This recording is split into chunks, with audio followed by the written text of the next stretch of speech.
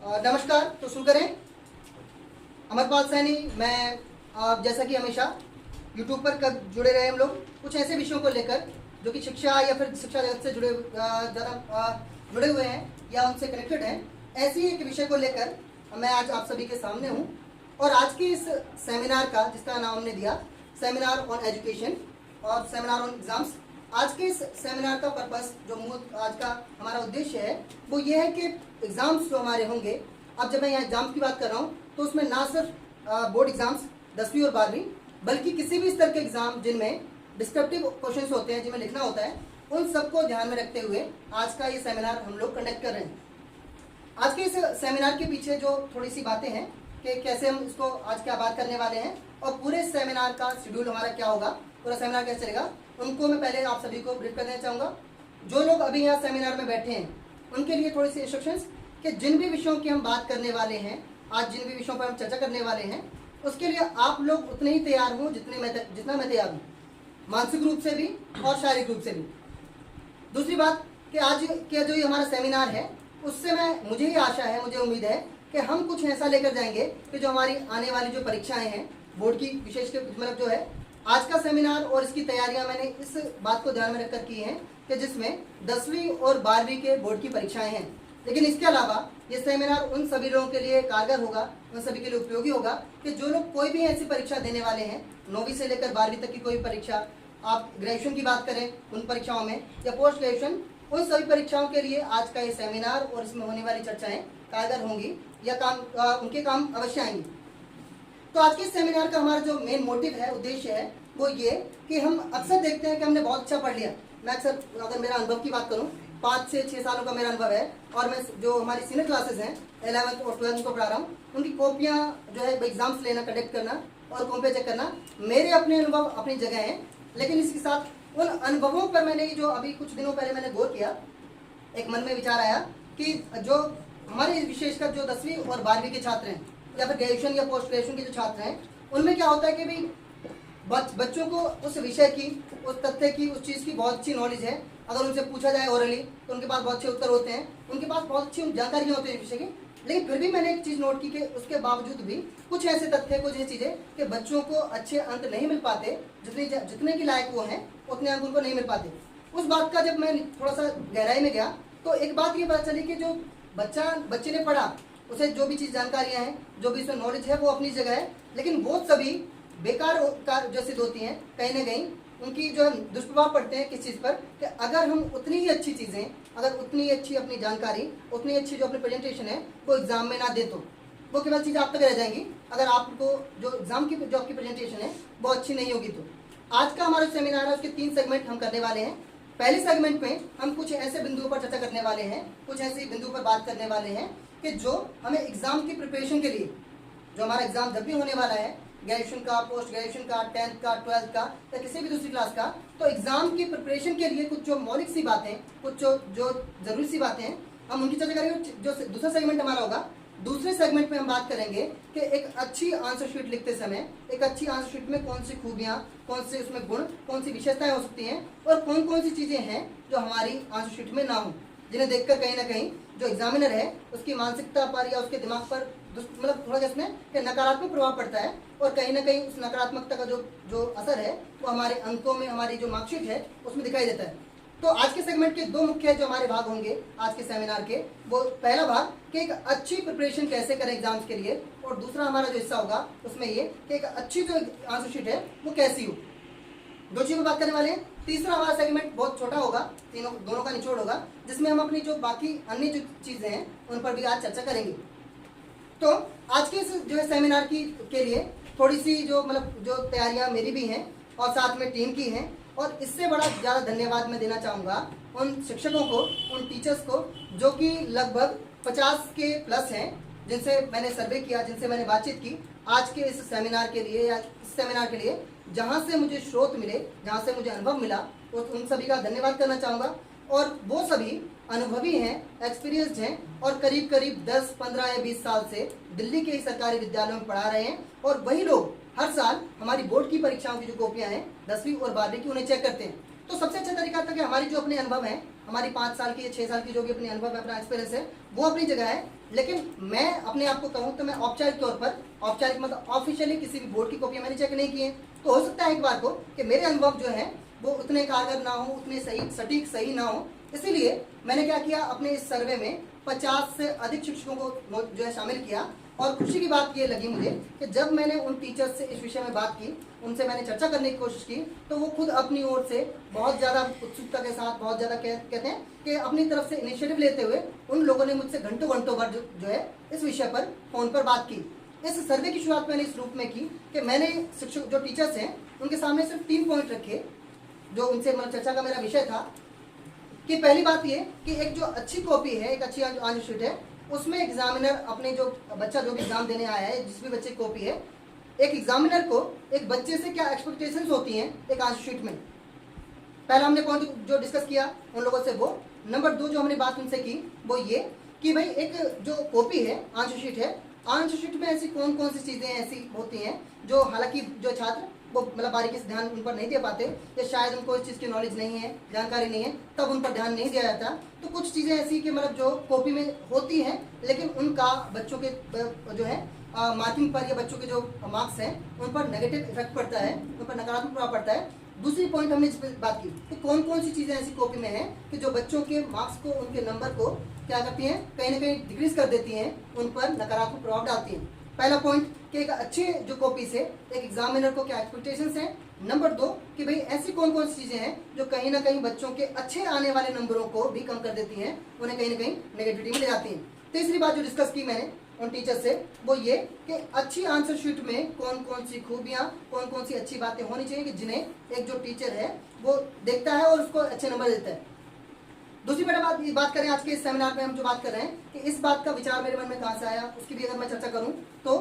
कि एक बार मैंने कभी जब मेरी बात हो रही थी, अक्सर मतलब टीचर्स जो गवर्नमेंट टीचर्स हैं, जो गवर्नमेंट स्कूल्स में हैं और बहुत सारे अनुभवी एक्सपीरियंस हैं, तो मेरी एक बार किसी से बात हुई तो उन्होंने कहा कि भाई जैसे कॉपी चेक हुई, कॉपी चेक में जो टीचर्स हैं वो डेली बोर्ड एग्जाम्स होने के बाद कॉपी चेक करने सीबीएसई बोर्ड जाते हैं, पर जहाँ भी उनका जो एग्जामिनेशन सेंटर होता है वहाँ पर जाते हैं। तो उनमें अक्सर मतलब जो सुनने को मिलता है एग्जामिनर से जो कॉपी चेक कर रहे हैं कि भाई मतलब छोटी छोटी सी बातें होती हैं जो कॉपीज में कि भाई बच्चों को इतनी सी बात नहीं पता। मैं कई बार मतलब कहते हुए सुना कि भाई बच्चों को इतनी सी बात नहीं पता है ना। कई बार ऐसा होता है कि कॉपी चेक एग्जामिनर है और वो अक्सर जिक्र करते हैं इस चीज़ का, वो अक्सर चर्चा कर ले इस बार कि हमारे बच्चे ऐसे हैं, हमारे स्कूलों के या हमारे जो बोर्ड्स के बच्चे हैं वो ऐसे हैं कि उनको इतनी सी बातें नहीं पता, उनको छोटी छोटी बातें नहीं पता। और दूसरी बात मैं अगर बच्चों की बात करूँ तो बच्चों के पक्ष की तरफ से देखें तो ये होता है कि बच्चों को वास्तव में बात पता ही नहीं। तो यहाँ अगर ये कह देना किसी बच्चे को कि उन्हें इतनी सी बात ना पता हो, उन्हें पता नहीं है, या फिर जो बच्चे जो हैं इतनी छोटी छोटी गलतियाँ कर रहे हैं, तो उसका मुझे मूल कारण लगा कि शायद बच्चों को इस बारे में पता ही नहीं है कि उन्होंने अपनी कॉपी में क्या किया या क्या नहीं किया। तो आज की बड़ी क्लास में हम जो बात करने वाले हैं वो ये कि हमने क्या पढ़ा क्या नहीं पढ़ा उस पर चर्चा नहीं करने वाले हैं। हमारा विषय कौन सा है उस पर चर्चा नहीं करने वाले हैं। उस विषय में हमें क्या क्या चीज़ें जो है पढ़नी है, क्या क्या चीज़ें नहीं पढ़नी है, उस पर विषय नहीं बात करने वाले हैं। तो आज हम जो विषय बात करने वाले हैं वो मूल बात ये है कि हमारी कॉपी में कैसा हो, वो चाहे किसी विषय की हो, किसी भी सब्जेक्ट की हो, किसी भी एग्जाम कॉपी हो, लेकिन एक अच्छी कॉपी में क्या क्या चीज़ें होनी चाहिए, एक अच्छी कॉपी में कौन कौन से मूल तत्व होने चाहिए, हम उसकी बात करने जा रहे हैं। तो हमारी आज की मेरा क्लास जो सेमिनार है, आज का हमारा जो सेगमेंट है, उसके पहली चीज़ को हम जो है शुरू करें कि प्री एग्ज़ाम, आपके एग्ज़ाम से पहले आपको कौन कौन सी बातें जो ध्यान रखनी है, कौन कौन सी चीज़ें ऐसी हैं कि जो आपके एग्जाम्स को क्या इफेक्टिव बना सकती हैं, आपकी एग्जाम्स की प्रिपरेशन को इफेक्टिव बना सकती हैं। तो आज हम जो पहली बात करने वाले हैं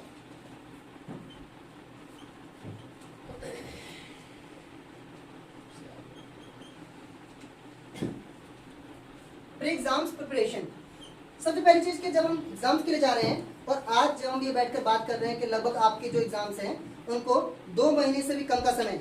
आपकी बोर्ड परीक्षाओं में 2 महीने से भी कम का समय है, और बहुत सारी ग्रेजुएशन या पोस्ट ग्रेजुएट जो एग्जाम्स हैं वो आजकल चल रहे हैं। तो उन एग्जाम्स को ध्यान में रखते हुए हम जो बात कर रहे हैं कि अब जो अंतिम जो हमारा समय है परीक्षाओं का, अब जो लास्ट जो बोलते हैं लास्ट टाइम प्रिपरेशन हमें जिसको बोलते हैं, तो लास्ट टाइम प्रिपरेशन के तौर पर हम क्या क्या किन किन बातों का ध्यान रख सकते हैं, हम उसकी बात कर रहे हैं। देखिए मौलिक तौर पर मैं ये उम्मीद कर रहा हूँ कि आज जब हम यहाँ से उठेंगे इस सेमिनार के बाद तो हमारे पास कुछ ऐसा होगा कि जो हमारे एग्जाम्स जो आने वाले हैं उनमें हमारे लिए कारगर होगा, उपयोगी होगा, और हमें जो अच्छा कुछ मार्क्स जो है गेन करने में मदद करेगा। पहली बड़ी बात की, जब हम स्कूल में पढ़ रहे हैं तो सबसे बड़ी जो दिक्कत मुझे दिखाई देती है कि हम जितना भी पढ़ रहे होते हैं उसका सिस्टमेटिक ढंग मतलब क्या कि जो हम पढ़ रहे हैं तो कई बार मैंने जो चीज़ देखी कि हम अनसिस्टमेटिकली बहुत ज़्यादा पढ़ते रहते हैं, कई घंटे पढ़ते रहते हैं, लेकिन हमारे पास उस समय तक भी ये अपना एक जो कैलकुलेशन नहीं होती है, हमारे पास ये कम से कम जो एक पूरा निचोड़ नहीं होता कि हमने कितना कुछ पढ़ लिया और कितना कुछ रह गया, कितना हमारा बाकी है या कितना हमें अभी जो है करना है। उस चीज़ के बहुत ज़्यादा मैंने जो है देखी, एक जो चीज़ की मतलब थोड़ी सी मिसमैच होती है, ये थोड़ी जो चीज़ें कि कहीं ना कहीं घुली मिली रहती हैं कि मैंने क्या पढ़ लिया, कितना रह गया उस चीज़ को लेकर। तो देखिए, आप अगर जो है पढ़ते समय, अपनी बोर्ड एग्जाम्स की तैयारी करते समय या किसी भी एग्जाम की तैयारी करते समय प्रिपरेशन कर रहे हैं, तो वहाँ आपके पास जो पहली चीज़ हो कि आप अपनी जो अप्रोच है पढ़ाई की, अपनी जो स्टडी की अप्रोच है वो कंटिन्यूस होनी चाहिए। आमतौर पर हम करते क्या है, आमतौर पर हमारा होता क्या है कि हम जो भी पढ़ रहे हैं कि आज हमने कोई मोटिवेशनल वीडियो देख ली, है ना, आज हमने कोई उठकर जो है मोटिवेशनल वीडियो देख ली, किसी ने कुछ कह दिया तो दिल पर लग गई है,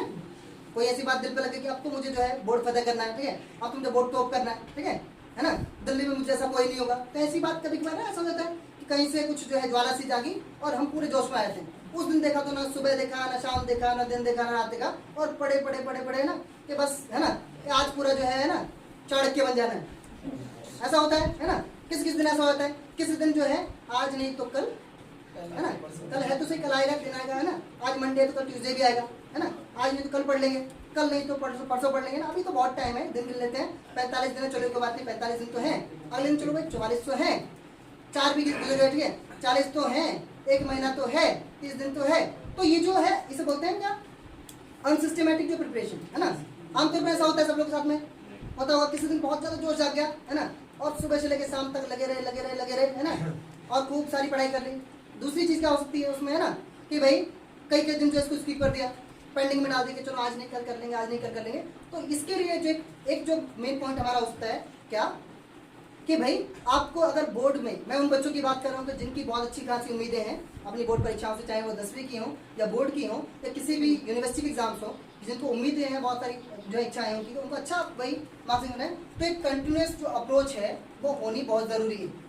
यानी कि आप अगर डेली का आप अपना, अब हम सभी को अपना सिस्टमेटिक जो है टाइम टेबल हमें पता है, हमें कब क्या करना है हमें पता है, तो एक जो है कंटिन्यूस अप्रोच जो है वो बहुत ज़रूरी है आपके एग्जाम्स में बहुत अच्छे मार्क्स गेन करने के लिए।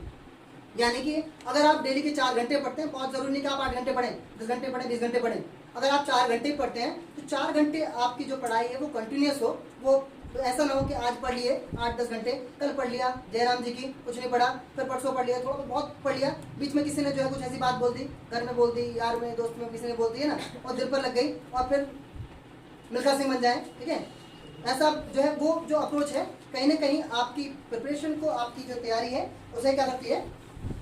कहीं ना कहीं नेगेटिविटी उसमें ला सकती है। एक जो पॉजिटिव जो अप्रोच है वो है कि आपकी पढ़ाई की, आपकी स्टडी की जो है एकदम कंटिन्यूस जो अप्रोच होनी चाहिए। यानी डेली आप जितना पढ़ रहे हैं उसकी आपकी कोशिश ही करें कि उससे ज़्यादा हो। वो बीच में स्किप कर देने वाली चीज़ या बीच में जो रोक देने वाली चीज़ कहीं ना कहीं आपकी कई दिन की प्रिपरेशन को गड्ढे में डाल सकती है, उसमें कहीं ना कहीं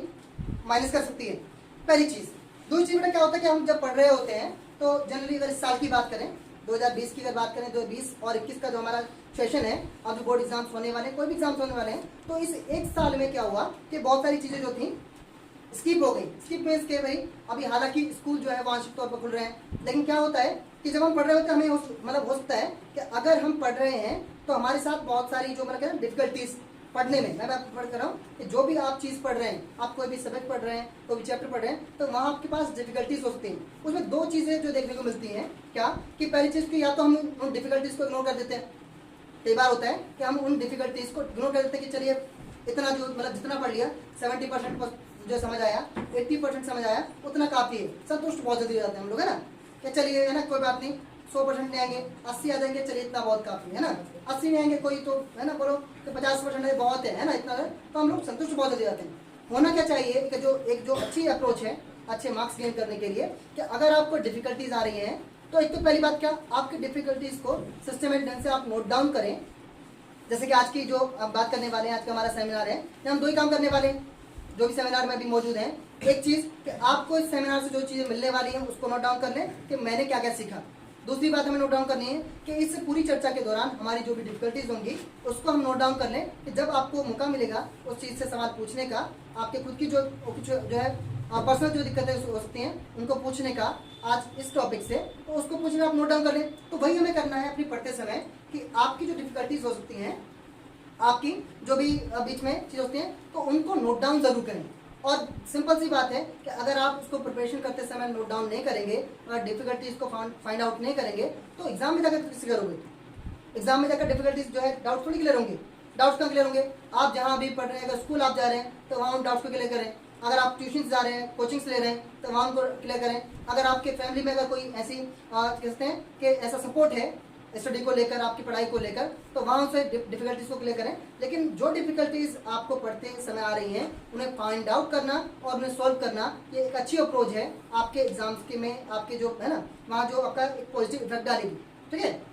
पहली चीज़ हमने क्या बात की, एक तो कंटिन्यूस अप्रोच बहुत ज़रूरी है। दूसरी बात हमने की कि जो डिफिकल्टीज हैं उन्हें कहीं भी इग्नोर, उन्हें कहीं भी अवॉइड नहीं करना है। तीसरी चीज़ में हम बात करें कि अब जो एक अच्छी अप्रोच जो मेरे हिसाब से है, जो मैं कहता हूँ साइकोलॉजिकली जो इफेक्ट है, कि अगर हम एक अच्छा एम लेकर चल रहे हैं, अगर हम एक अच्छा टारगेट लेकर चल रहे हैं अपने एग्जाम्स को लेकर, अपने रिजल्ट को लेकर, तो एक अच्छी अप्रोच हो सकती है कि जब भी हम अपने जो है फ्रेंड्स में बैठे, फ्रेंड्स इन द सेंस कि अगर आप वही 10th क्लास में पढ़ रहे हैं, अगर आप ग्रेजुएशन में हैं, अगर आप पोस्ट ग्रेजुएशन में, तो उस समय की जब आप अपने फ्रेंड्स के साथ होते हैं, उस सर्कल में होते हैं, ज़्यादातर फ्रेंड्स वही हमारे जो हमारे लेवल के हैं, जो हमारी क्लास जो है ना, हमारे जो पेयर के हैं वही लोग हैं, और उनके साथ जब भी हम मतलब बात कर रहे होते हैं, जब भी तो अगर बेहतर है कि इधर उधर के गप्पे मारने की बजाय, इधर की जो बातें करने की बजाय, हम किस पर चर्चा करें कि हमारी जो भी सिलेबस की चीज़ें हैं, हमारी जो पढ़ाई की चीज़ें, उन पर डिस्कस हो। तो वो कहीं ना कहीं चीज़ सिंपल सी बात है। अगर कोई बच्चा कहता है, आपने भी नोट किया होगा, मैं भी नोट करता हूँ, मतलब मैंने भी नोटिस की है चीज़ें, कि सिंपल सी बात है, हमें लगता है कई बार कि कोई जो टीचर है, कोई टीचर, उसको सब्जेक्ट की बहुत अच्छी नॉलेज है। हम कई बार देखते हैं ना कि जो टीचर है हमारा, उसे सब्जेक्ट की बहुत अच्छी नॉलेज है। अगर सब्जेक्ट में से कहीं से भी कुछ पूछ जाए तो उसके पास आंसर्स होते हैं, उसके पास जो है आपकी जो डाउट्स होते हैं उनका क्लियरेंस होता है, बिना बुक उठाए वो बता दें कि भाई मतलब कौन सी चीज़ कहाँ पर है। ये चीज़ अगर अभी कभी हमने नोट की हो, तो जो टीचर है, मैं ये नहीं कह रहा कि है ना, जो टीचर है, मैं ये कहना चाह रहा हूँ कि जो टीचर है, उन्होंने ऐसा करने के लिए, उनको ऐसा बनने के लिए कोई बहुत ज़्यादा मतलब रॉकेट साइंस नहीं है। सिंपल सी बात है कि उन लोगों ने क्या किया कि उन्हीं चीज़ों का बार बार दोहराव हुआ है। चर्चा उनकी जो सुबह से अगर शाम तक की क्लासेस हैं, उन्हीं पर वो चर्चा करते हैं, उन्हीं पर उनको डिस्कस करना है, उन्हीं के बारे में उनको सोचना है, उनके बारे में उनको देखना है। तो कोई भी चीज़ जिसके बारे में हम हर समय बात करते हैं, कोई भी चीज़ जिसके बारे में हर समय जो है, जिसके बारे में चर्चाएं करते हैं, जिस चीज़ पर हम डिस्कस करते हैं, वो चीज़ हमें याद रहने वाली है। और यही मैं बात करूँ कि जो अगला हमारा जो चीज़ है, तो पहली बात डिस्कशन है ना, कि जो भी चीज़ हमें पढ़ रहे हैं उसके लिए डिस्कशन होना बहुत ज़रूरी है। डिस्कशन बहुत ज़्यादा मस्ट है। चौथी बात अगर हम करें रिवीजन को लेकर, देखिए एग्जाम्स में कई बार ऐसा होता है कि हम अपना जो रिवीजन पार्ट है, यानी जो एक बार हमने अपना सिलेबस पूरा पढ़ लिया, हमने हमारी चीज़ें पूरी कर ली, लेकिन रिवीजन जो है उसको कहीं ना कई बार हम उसको स्किप करते हैं, या बहुत ज़्यादा फ्लुएंटली लेकर हम रिवीजन को ऊपर से निकाल देते हैं। या फिर कई बार ऐसा भी होता है कि चलिए एक हमारे पास शर्त ये है कि हमारा जो रिवीजन है उसके लिए हमारे पास टाइम जो है वो लिमिटेड होता है। टाइम बहुत जो है कहते हैं शॉर्ट टाइम होता है, बहुत लिमिट होता है, लेकिन उस टाइम में भी हमारा जो रिवीजन है वो कंपलसरी है, वो बहुत ज़्यादा ज़रूरी है। क्योंकि सिंपल सी बात है कि अगर मैं उसी पर एग्जाम्पल पर बात करूं, कोई भी टीचर जो आपके सामने खड़ा है, अगर उसको पूरे आपके सब्जेक्ट की उसको एक के साथ बहुत सारे सब्जेक्ट की नॉलेज है, तो इट मीन्स कि उसने एक ही चीज़ को बार बार दोहराया है, मतलब उसका रिवीजन हुआ है। अगर मैं कई साल से अगर एक ही चीज़ पढ़ा रहा हूँ, इट मीन्स कि अगर मुझे उस विषय की अच्छी नॉलेज है और हर साल मेरी चीज़ें हैं वो अपग्रेड होती रहती हैं, अगर वो चीज़ें मतलब प्लस होती रहती हैं, इसका सिर्फ एक रीज़न ये है कि भाई उसका कोई भी जो टीचर है या कोई भी जो स्टूडेंट है उसका रिवीजन बार बार हुआ है। सिर्फ एक रीज़न ये हो सकता है। अगर टीचर को किसी विषय की अच्छी नॉलेज है, सिर्फ का रीज़न है कि उसने क्या किया, एक ही चीज़ का बार बार रिवीजन किया। वो वाला डायलॉग सबको याद होगा, कौन सा वाला, चांदनी चौक टू चाइना, अक्षय कुमार वाला, याद है? मुझे तुम्हारी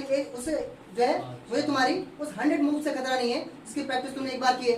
बल्कि मुझे तुम्हारी उस एक मूव से खतरा है जिसकी प्रैक्टिस तुमने 100 बार की है। यानी भाई एक चीज़ को तुम 100 चीज़ों को एक बार प्रैक्टिस कर लो, वो उतनी कारगर, उतनी स्थायी नहीं है। लेकिन अगर आप एक ही चीज़ को 100 बार प्रैक्टिस करते हो तो डेफिनेटली वो चीज़ आपके दिमाग में बस जाने वाली है। तो रिविजन बहुत ज़्यादा जरूरी है। एक चीज़ मैं जो आपसे भी शेयर करना चाहूँगा कि एक अच्छी प्लानिंग हो सकती है, जैसे हम अभी जो बात कर रहे थे अपनी सिस्टमेटिक पढ़ाई को लेकर, तो एक काम आप सभी कर सकते हैं कि आपके पास जितना भी आपका सिलेबस है, और किसी बच्चे के पास 6 सब्जेक्ट हैं, किसी के पास 5 सब्जेक्ट हैं, तो आपके 6 या 5 सब्जेक्ट में जितने भी आपके पास चैप्टर्स हैं, आप उनको एक ही जगह पर आप उसका प्रिंट आउट ले लें। एक ही चार्ट पर। अगर आप उसका प्रिंट आउट लेना चाहें प्रिंट आउट ले लें, चार्ट बनाना चाहें अपने हाथों चार्ट बना लें। लेकिन एक अच्छी अप्रोच ये हो सकती है कि जब भी हम अपने रिवीजन पीरियड में, अभी सभी लोग रिवीजन पीरियड में, सभी लोग अभी जो बोर्ड की एग्जाम्स की तैयारी कर रहे हैं वो सभी अभी इसमें रिवीजन मोड में हैं, ठीक है। इस समय अच्छी अप्रोच ये हो सकती है कि हम अपना पूरा सिलेबस जितने भी हमारे पास चैप्टर हैं, और मेरे ख्याल से 12th क्लास जो आर्ट्स स्ट्रीम है उसमें करीबन जो 98 चैप्टर हैं, 98 चैप्टर्स जो हैं इस साल बोर्ड एग्जाम्स में उनके आ रहे हैं। तो एक अच्छी अप्रोच ये है कि आप अपने पूरे टोटल जो चैप्टर्स हैं उन्हें एक जगह पर रखें। चार्ट पेपर पर आपको बनाना है खुद उस पर बना लें, आपको उन सबके प्रिंट लेकर तो एक जगह पर मतलब पेस्ट कर देना है, वहाँ कर लें। और जब भी आप क्या करें, अच्छा हमारा क्या होता है एक अच्छी प्रिपरेशन के लिए, क्या ऐसा नहीं कि हमें आज अगर मैथ पढ़ी तो मैथ ही पढ़ें। आपकी जो अपनी खुद की जो चॉइस है उसको प्रीफर करें। जो आपका अगर आपका जो है मैथ पढ़ने का मन कर रहा है तो मैथ पढ़ें, अगर आपका साइंस पढ़ने का मन है साइंस पढ़ें, पॉलिटिकल साइंस पढ़ने का मन है तो पॉलिटिकल साइंस पढ़ें। लेकिन आप जो भी चैप्टर जितनी बार पढ़ते जा रहे हैं, ऐसा ना हो कि आपने एक ही चैप्टर तो 4 बार पढ़ लिया, लेकिन कोई चैप्टर ऐसा भी बेचारा भूला बिसरा पड़ा हुआ किसी कोने में, उसकी तरफ ध्यान नहीं गया आज तक, और पता कब चला वो भर कर सामने कब आया, एग्जाम आए, एग्जाम सवाल बोला मैं भी तो था, है ना, वही तो भूल गया मैं भी तो था, है ना। तो वैसा वाला भी नहीं होना है, ठीक है। तो उसके लिए एक सही तरीका ये है कि हम अपनी पूरे सिलेबस को अपनी आंखों के सामने रखें, और जो भी चैप्टर हम जितनी बार पढ़ रहे हैं, अगर हमने सारे चैप्टर्स अपने एक बार पढ़ लिए तो हमारे पास जो पेस्टिंग है प्रिंट आउट्स की, या फिर हमारे पास जो चार्ट है उसमें टिक करते चलें। अगर वो चैप्टर आपने दूसरी बार पढ़ा तो डबल टिक कर दें, तीसरी बार आपने इस चैप्टर को पढ़ा है तो 3 बार टिक कर दें। लेकिन साथ ही साथ वो जो हमारा जो पेस्टिंग है या हमारा चार्ट है वो हमें बताएगा कि भाई आपका इतना जो चैप्टर्स है, इतने जो काम है वो अभी हो चुका है, और इतनी चीज़ें इस तरफ आपने अभी ध्यान नहीं दिया। एक अच्छी अप्रोच ये हो सकती है कि आप अपनी वर्कशीट, इसे क्या कहते हैं, इसे वर्कशीट कहते हैं, इसे हम अपना स्टडी प्लान कहते हैं, अपनी वर्कशीट प्रिपेयर करें, तैयार करें, जो कि एग्जाम्स में अच्छी प्रिपरेशन का एक अच्छा सिंबल है। अब एक जो चीज़ हम जो बात करने वाले हैं कि इस समय आपका जो जिस समय रिवीजन मोड है, रिवीजन मोड में जिसकी मैं बात अभी हम जो बात करते हैं कि सेकंड जो हमारा जो सेगमेंट है उसमें बात करने वाले हैं, लेकिन उसकी वहाँ बात करने से ज़्यादा जो यहाँ संदर्भ लेना पड़ेगा, उसकी चर्चा करनी पड़ेगी कि जनरली क्या होता है कि एग्जाम में जो हमारी हैंड राइटिंग है, हमारी जो कॉपी है, वो हमारे मार्क्स को बहुत ज़्यादा इफेक्टेड करती है। कहीं ना कहीं हमारी जो आंसर शीट होगी उसके लिए एक अच्छी राइटिंग, अच्छी प्रेजेंटेशन की जो तैयारी केवल एग्जाम से पहले हो सकती है, यानी आपका जो अब जो मोड है उसमें हो सकती है अगर कोई करना चाहे तो। अदरवाइज जो ये होता ही है कि हमने पिछले 10 साल में 12 साल में अपनी हैंड राइटिंग जैसी बना ली है, वैसी बदलने का बहुत ज़्यादा कम चांस होता है। मुझे याद है कि मुझे अभी याद है कि अब से 2-3 साल पहले एक बच्चा था बैच में 12th क्लास में, और जिस समय उसने जो है अपना ट्यूशन ज्वाइन किया 12th क्लास में, उस समय उसकी राइटिंग ऐसी थी कि या तो खुदा जाने खुद जाने, राइटिंग समझते खुद जाने खुदा जाने। एग्जाम के पास पहुंचे और एग्जाम को घुमा के देख रहा है, लेफ्ट से कि राइट से, है ना, ऊपर से लिखिए कि नीचे से लिखिए। तो ऐसी वाली राइटिंग जिसे या तो खुद जाने या खुदा जाने, ठीक है, ऐसी वाली राइटिंग थी, है ना। और फिर तो माशाअल्लाह क्या गए, है ना, ऐसी तो स्थितियाँ बहुत ज़्यादा देखने को मिलती हैं। तो उसकी जो, अच्छा मैं उसकी जिक्र कर रहा हूँ बच्चे का, कि उसकी जो राइटिंग थी, मतलब जब उसने 12th क्लास की अपनी पढ़ाई शुरू की तो उस समय राइटिंग उसकी कुछ ऐसी थी, है ना, ऐसी वाली प्रजाति की राइटिंग थी। लेकिन उसकी जो उसने जो अपना जो ट्रांसफॉर्म उसने अपने की जो फाइनल उसका एग्जामिनेशन था उसकी राइटिंग देखने लायक थी, मतलब कहने लायक कि भाई जो बच्चा है वो एक एग्जाम देने जा रहा है, उसकी राइटिंग देखने वाली कि मतलब जो है ना, कह सकते हैं कि कॉपी बोल उठती है ना, कॉपी खुद बोलती है कि भाई मुझे, है ना, नंबर दो, ऐसी वाली जो राइटिंग थी। तो ऐसा नहीं है कि मतलब आप जो है अपनी जो राइटिंग को चेंज नहीं कर सकते, अगर ठान ले तो सब हो सकता है। लेकिन अगर बहुत ज़्यादा समय अगर हमारे पास कम हो तो मैं किसी को सलाह नहीं देता कि वो अपनी राइटिंग को चेंज करे, क्योंकि हमारी जो राइटिंग है वो पिछले 10 से 12 साल का हमारा एक्सपीरियंस है, और एक्सपीरियंस इतनी जल्द जो 10-12 साल का है वो 2-4 महीने में कैसे बदलेगा, है ना। लेकिन ऐसा नहीं है कि बदल नहीं सकता। तो अगर आप जो है अपनी एक अच्छे मार्क्स का एक अच्छी जो है टारगेट लेके चल रहे हैं तो उसके लिए इस चीज़ पर, इस फैक्टर पर काम करना बहुत ज़्यादा ज़रूरी है। ये चीज़ें जिसकी हम बात कर रहे हैं, एग्जाम से पहले की बात करें, अब थोड़ा सा एग्जाम की तरफ बढ़ें और वहाँ पे बात करेंगे अगले नेक्स्ट सेगमेंट में। कहा कि जहाँ एग्जाम सेंटर पर आप बैठे होंगे और अपनी कॉपी लिख रहे हो उसकी चर्चा वहाँ करते हैं, ठीक है। नेक्स्ट सेगमेंट में यहाँ की बात बेटा एक जो चीज़ कि आप बहुत इस तरह नोट डाउन कर लें। अब थोड़ा सा साइकोलॉजिकल जो पार्ट है किसका, एग्जाम प्रिपरेशन का, उस तरह बढ़ते हैं। अभी प्रिपरेशन पार्ट में है तो वहाँ बढ़ें कि किस तरह, कि थोड़ा साइकोलॉजिकल पार्ट है। देखिए मैं एक बात अपने जो स्टूडेंट्स हैं 12th क्लास के 10th क्लास के बोर्ड के, उन्हें हर साल कहता हूँ, और मेरी हमेशा ये बात रहती है कि लाइफ हमेशा एक जैसी नहीं चलने वाली है। हो सकता है कि मतलब हमारे साथ अगले 2-3 महीने जो एग्जाम वाले होंगे उन 2-3 महीने में हमारे साथ कितना अच्छा होने वाला है, कितना बुरा होने वाला है, किसी को कोई अंदाजा नहीं है। और ऐसा होता है जनरली, है ना। मैंने कई बार देखा कि मतलब बहुत सारे बच्चों के एग्जाम टाइम पर ट्रेजेडी हुई कुछ ऐसी फैमिली में, ठीक है, ट्रेजेडी जो मतलब बच्चे को कह सकते हैं कि मेंटली तोड़ के रख सकते हैं ऐसी ट्रेजेडी। लेकिन फिर भी ऐसी कंडीशन में उन बच्चों ने क्या किया कि अपने आप को स्थिर रखा, अपने आप को सस्टेनेबल रखा और अपनी जो बोर्ड के एग्जाम थे वो पूरी तरह अच्छे दे दिए और उनका रिजल्ट भी अच्छा रहा। लेकिन जनरली होता क्या है कि बहुत जल्दी हम जिस एज में हैं, हम टीन एज में हैं, तो वहाँ बहुत जल्दी ऐसा होता है कि हम बहुत जल्दी क्या होते हैं, डबल डोल हो जाते हैं। अगर बहुत जल्दी थोड़ी सी खुशी मिली तो बहुत जल्दी खुश रहते हैं, मस्ती में मौज में झूम लेते हैं, ठीक है। और बहुत सारी क्या थोड़ा सा है ना, कुछ हुआ है ना, फैमिली में कुछ ऐसा हुआ, फ्रेंड्स में कुछ ऐसा हुआ, तो हम बहुत जल्दी हार्ट हो जाते हैं, ठीक है। और उसका जो इफेक्ट है वो कहीं ना कहीं हमारी प्रिपरेशन पर, हमारे मार्क्स पर, हमारे जो पूरा रिजल्ट है उसमें पड़ता है। मैंने ऐसे केसेस भी देखे हैं अपने 5 से 6 साल करियर में कि बच्चा था, बहुत अच्छा था, बहुत शार्प माइंडेड था, बहुत अच्छी प्रिपरेशन थी, उसका टारगेट भी अच्छा था और लगता था कि अचीव कर लेगा। लेकिन लास्ट टाइम उसकी फैमिली में या उसके साथ कुछ ऐसा भी मेंटली जो हुआ, ठीक है, जो अवांछनीय था। अवांछनीय मतलब कि अगर उस पर वो बच्चा ध्यान ना देता तब भी कुछ बिगड़ने वाला नहीं था। लेकिन क्योंकि बच्चे ने ध्यान दिया, इसलिए क्या था कि उसका जो पूरा जो रिजल्ट था पूरा स्पॉइल हो गया। तो मैं अक्सर अपने बच्चों से जो भी बोर्ड में होते हैं 10th और 12th में, उनसे चर्चा अवश्य करता हूँ, जरूर करता हूँ कि भाई जो आगे आने वाले 3 महीने हैं उसमें क्या कुछ होने वाला है किसी को नहीं पता। नहीं पता किसी को भी, किसी को अंदाजा नहीं क्या आगे होने वाला है, आज कितनी खुशी मिलने वाली है, कितना दुख मिलने वाला है, किसी को नहीं पता। और होता है अक्सर ऐसा, है ना, कि हमारी बोर्ड एग्जाम्स के टाइम पर कुछ चीज़ें क्यों, अगर सिंपल सी बात है, मेरे पास अगर 50 बच्चे हैं बोर्ड एग्जाम्स के लिए तो 50 की लाइफ बिल्कुल स्मूथ चलेगी, 50 की लाइफ बिल्कुल जो है बिल्कुल सस्टेनेबल चलेगी, ऐसा पॉसिबल ही नहीं। तो इसलिए मैं ये जो एक बात सभी लोगों से कहना चाह रहा हूँ कि मेंटली भी हमें प्रिपेयर रहना है कि थोड़ी बहुत चीज़ें, कुछ भी घटित हो रहा है, कुछ भी अगर घट रहा है परिवार में, आस पड़ोस में, या फिर समाज में, या फिर हमारे जो है फ्रेंड सर्कल्स में, तो उसको थोड़ा सा उस समय के लिए अपने आप को थोड़ा सा कहते हैं पत्थर दिल कर लें, थोड़ा सा सस्टेनेबल कर लें कि जो भी होगा बोर्ड एग्जाम्स के बाद देखा जाएगा। वो एक अच्छी अप्रोच है कि अगर आपको कुछ बिगड़ते हुए में कुछ बचाना है तो वो एक अच्छी अप्रोच है। और मैं गारंटी तौर पर कहता हूँ कि जो है, भगवान न करे किसी के साथ ऐसा हो, लेकिन अगर किसी के साथ ऐसा होता है,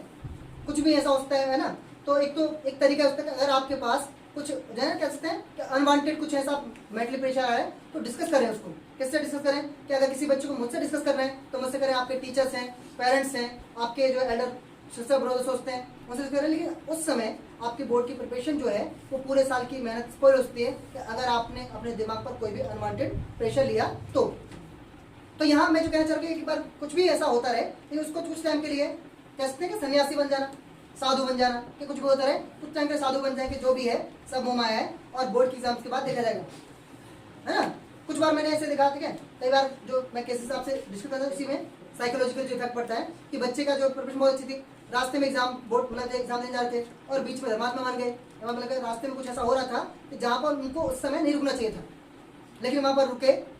माइंड पूरा डिस्टर्ब, पूरी प्रिपरेशन सब कूड़े के ढेर में, और जब एग्जाम मतलब सेंटर में जाके बैठे तो उनके दिमाग में कुछ नहीं था। दिमाग कहाँ था, उस घटना पर जो साथ में घट रही थी, जो रोड पर घट रही थी।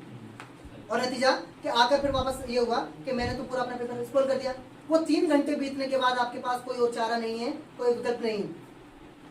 ठीक है। तो एक जो मैं बार बार आपसे कहना चाहूँगा, जो हम जो पढ़ रहे हैं, हम जो प्रिपरेशन कर रहे हैं, उस सब का एक बड़ा भाग क्या है, आपकी साइकोलॉजिकल, आपकी जो मेंटल कंडीशन है वो बहुत ज़्यादा ज़रूरी है, बहुत ज़्यादा मायने रखती है। अगर ये ठीक है तो सब कुछ ठीक है, अगर ये कहीं ना गड़बड़ाई, अगर ये कहीं इधर उधर लेफ्ट राइट हुई तो सब कुछ जो है स्पॉइल हो सकता है, ठीक है। तो एक जो ये वाली जो अप्रोच है वो सभी के लिए बहुत ज़रूरी है। साथ में 2 चीज़ें हम जो मेंशन करना चाह रहे हैं, एग्जाम के इससे एक दिन पहले की बात कर रहे हैं। तो एक जो अच्छी अप्रोच बेटा ये होती है कि अगर आप अपना बोर्ड एग्जाम्स देने जा रहे हैं, उसके लास्ट नाइट आपको प्रॉपर नींद देनी है। होता कई बार ऐसा है कि बच्चा बहुत मेहनती, बहुत अच्छा, बहुत ज़्यादा मतलब क्या अच्छा अचीव कर सकता है, लेकिन हुआ क्या कि उस मेहनत के चक्कर में लास्ट नाइट को पूरी रात बैठ के पढ़ता रहा और सुबह जब एग्जाम था उस समय बैठ के सोता रहा, यानी कि पूरी जो है पूरे साल दौड़े, खूब दौड़ने की प्रैक्टिस हुई, और जब दौड़ शुरू हुई तो सो गए, ऐसा कुछ होता है, ठीक है ऐसा। तो लास्ट नाइट की एक जो चीज़ है ना, बहुत से कुछ बिगड़ने वाला नहीं, आप लास्ट नाइट पढ़कर बहुत ज़्यादा कुछ जो है नहीं करने वाले हैं। जो पूरे साल की अपनी पढ़ाई है उस पर ट्रस्ट रखें, उस पर भरोसा रखें, आपने पूरे साल पढ़ाई की है और वही पढ़ाई आपके एग्जाम में काम आने वाली है, वो एक रात की पढ़ाई काम आने वाली नहीं। और सिंपल सी बात, रात भर बैठ के पढ़ भी लें और अगले दिन जिसके लिए पूरे साल से पढ़ रहे हैं या लास्ट नाइट पढ़ रहे हैं वही काम ना हो तो फिर किसके फायदे, तो कोई काम नहीं है, कोई फायदे की नहीं है, वो बेकार है बिल्कुल। तो ये जो चीज़ें हैं वो हमें ध्यान रखनी है। लास्ट नाइट एक जो टाइमली आपको सोना है, ठीक है, पूरा आपको डिनर करना है, रात को पूरा अच्छी तरह सोना है, और अगर सुबह की बात करें, सुबह टाइम से उठकर फुली एकदम कॉन्फिडेंस में कि आपने जो पूरी साल की पढ़ाई की है, अब उस दिन जिस दिन आपका एग्जाम है, सारे अस्त्र शस्त्र जो भी अर्जित किए हैं पूरे साल में, जो भी दिव्य शक्तियां जो अर्जित की हैं पढ़ते समय, उन सबके प्रहार का, उन सबके विस्तार का टाइम होता है एग्जाम टाइम। उस दिन आपने कभी देखा होगा कुछ बार बच्चे क्या होते हैं कि सुबह उठे बनाए हुए से, थोड़े परेशान से, है ना, बौखलाए हुए से उठे, बेसुध में, खाना पीना खाना नहीं है या चले जाना है। आप उस समय पे एग्जाम देंगे 10:30 से लेकर और 1:30 बजे का, जिस समय जनरली हम क्या करते हैं कि या तो, है ना, सो रहे होते हैं या हमारा रूटीन उस दिन का कुछ और होता है। लेकिन उसी टाइम पर आपको बोर्ड वाले एग्जाम के दिन क्या करना है, बैठकर लिखना है और अपने दिमाग को भी, अपने शरीर को भी पूरा जो है दुरुस्त रखना है उस समय के लिए। तो सुबह का ब्रेकफास्ट फर्स्ट क्लास का करें और एग्जाम सेंटर जाएं। कुछ जो चीज़ मैंने देखी है, क्या होते हैं बच्चे सुबह उठे खूब मतलब बौखलाए हुए से एग्जाम सेंटर गए, भागते दौड़ते हुए, ठीक है, और लास्ट टाइम पे निकलते कई बार तो बच्चे कि एग्जाम अभी 2 घंटे बाद है, सुबह 10 से 15 मिनट है और मेरा रास्ता 15 मिनट का है। तो अगर आपको पता है कि एग्जाम है, आपको अपने एग्जाम सेंटर पर इस तरह पहुंचना है कि वहां जाने के बाद आपका माइंड बिल्कुल रिलैक्स हो, बिल्कुल आपका जो माइंड है उस पर किसी भी तरह कोई प्रेशर ना हो, वो चीज़ आपको ध्यान रखनी है। और एग्जाम सेंटर में पहुंचने तक की जो बात है कि वहां कितने बार आपने विक्रम बेताल देखे होंगे, कॉपी लेकर बुक लेकर चल रहे होते हैं, घूम रहे होते हैं, ठीक है, पूरे जो पृथ्वी की परिक्रमा एक दिन हो जाती है उनकी 2-3 घंटे में, पूरे साल। अच्छा, कई बार ऐसा नहीं कि वो बच्चे पढ़ने वाले नहीं है, बच्चे पढ़ने वाले हैं, लेकिन पढ़ने के साथ साथ हमें कॉन्फिडेंस रखना है कि हमने पूरे साल जो पढ़ाई की है वो काम आने वाली है। उस लास्ट टाइम आप जब भी बुक उठा देखोगे, कोई बच्चा किसी ने कितनी प्रिपरेशन कर ली है, साइकोलॉजिकल फैक्ट है ये मेंटल फैक्ट है कि भाई अगर आप उस समय बुक उठाकर देखोगे तो आपको लगेगा आपने कुछ नहीं पढ़ा है। तो जो आपने पूरे साल पढ़ा है, जो प्रिपरेशन आपने पूरे साल की, उस पर ट्रस्ट रखें, उस पर भरोसा रखें। उस 1-2 घंटे की प्रिपरेशन में आपकी पूरी जो तैयारी है वो सब कूड़े के ढेर में जा सकती है, वो सारी स्पॉइल हो सकती है, उस पर उस तरफ नहीं भागना, ठीक है। तो ये कुछ चीज़ें बेटा जो हम बात कर रहे थे अभी कि एग्जाम से पहले 2 चीज़ें हमने की कि हम अपनी जो प्रिपरेशन है, हम अपनी तैयारी किस तरह कर सकते हैं, और साथ साथ हमने जो दूसरा उसका एक पार्ट लेकर हम साथ साथ चले कि साइकोलॉजिकल, मैंने बार-बार एक चीज़ मैं बार-बार कहता हूँ कि कोई भी एग्जाम देने के लिए आपकी प्रिपरेशन, आपकी पढ़ाई, आपकी तैयारी जितने मायने रखती है उससे कहीं ज़्यादा मायने रखती है आपकी मेंटल, आपकी साइकोलॉजिकल कंडीशन, ठीक है। तो ये हमारा जो क्या है प्री एग्जाम आपकी जो तैयारी है उसके बारे में हम काफ़ी जो है चर्चा कर चुके हैं, बात कर चुके हैं। और अभी मैं लेना चाह रहा हूँ सवाल इसी चीज़ से कि जो हमारा जो ये चीज़ें हैं कि एग्जाम से पहले की प्रिपरेशन को लेकर अगर आप सभी में से किसी के पास कोई डाउट है, कोई सवाल है, तो उसे हम अब लेना चाह रहे हैं, ठीक है। तो अगर किसी के पास डाउट है हाथ रेज करें अपना।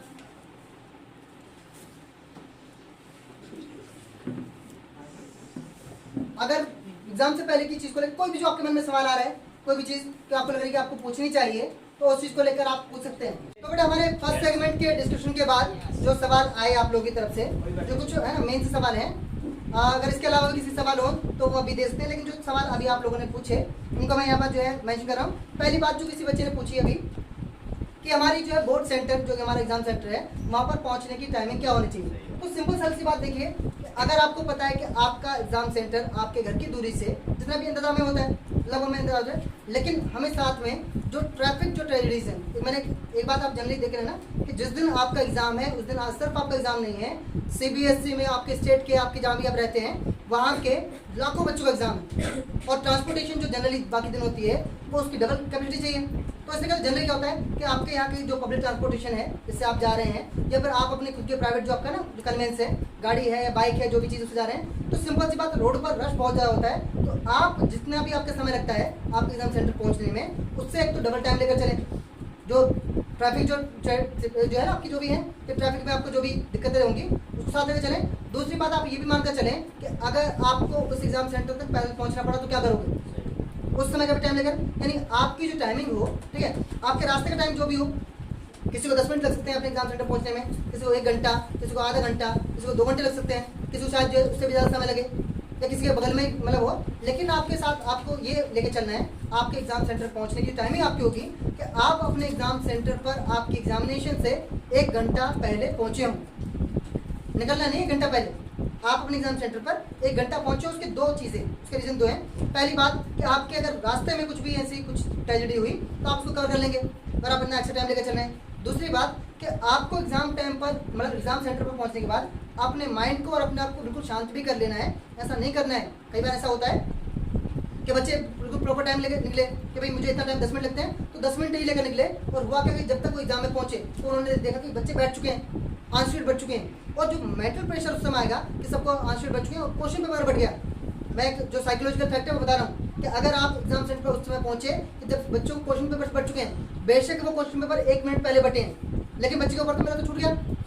मैं तो लेट हो गया, मेरा छूट गया, मैं तो रह गया, है ना।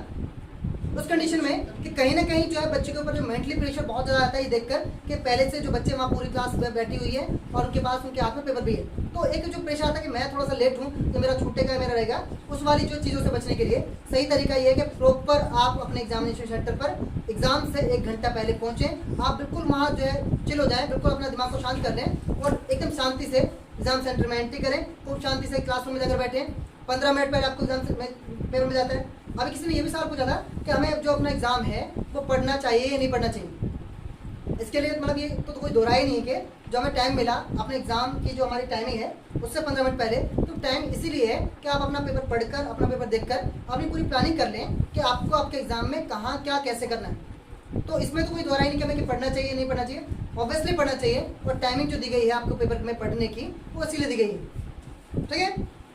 एक डेट जो एक डाउट मिला हमें अपने फर्स्ट सेगमेंट से वो ये था कि डाइट कैसी होनी चाहिए हमारे एग्जाम में जाने से पहले। हमने पहले भी बात की कि जो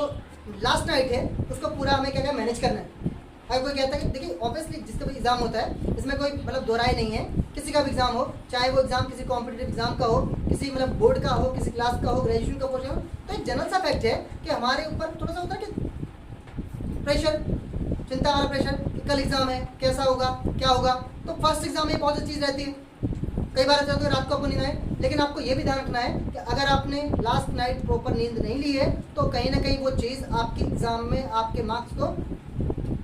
इफेक्ट करेगी, है ना।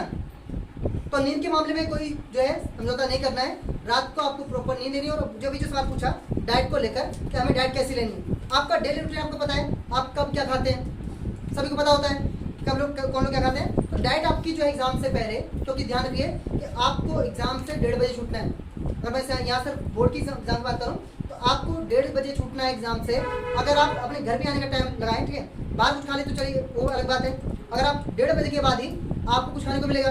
उससे पहले आपको डाइट कम से कम आपकी ऐसी लेनी है। पहली बात तो कि आपकी डाइट इतनी हैवी ना हो जिससे आपको एग्जाम में नींद आए, ठीक है।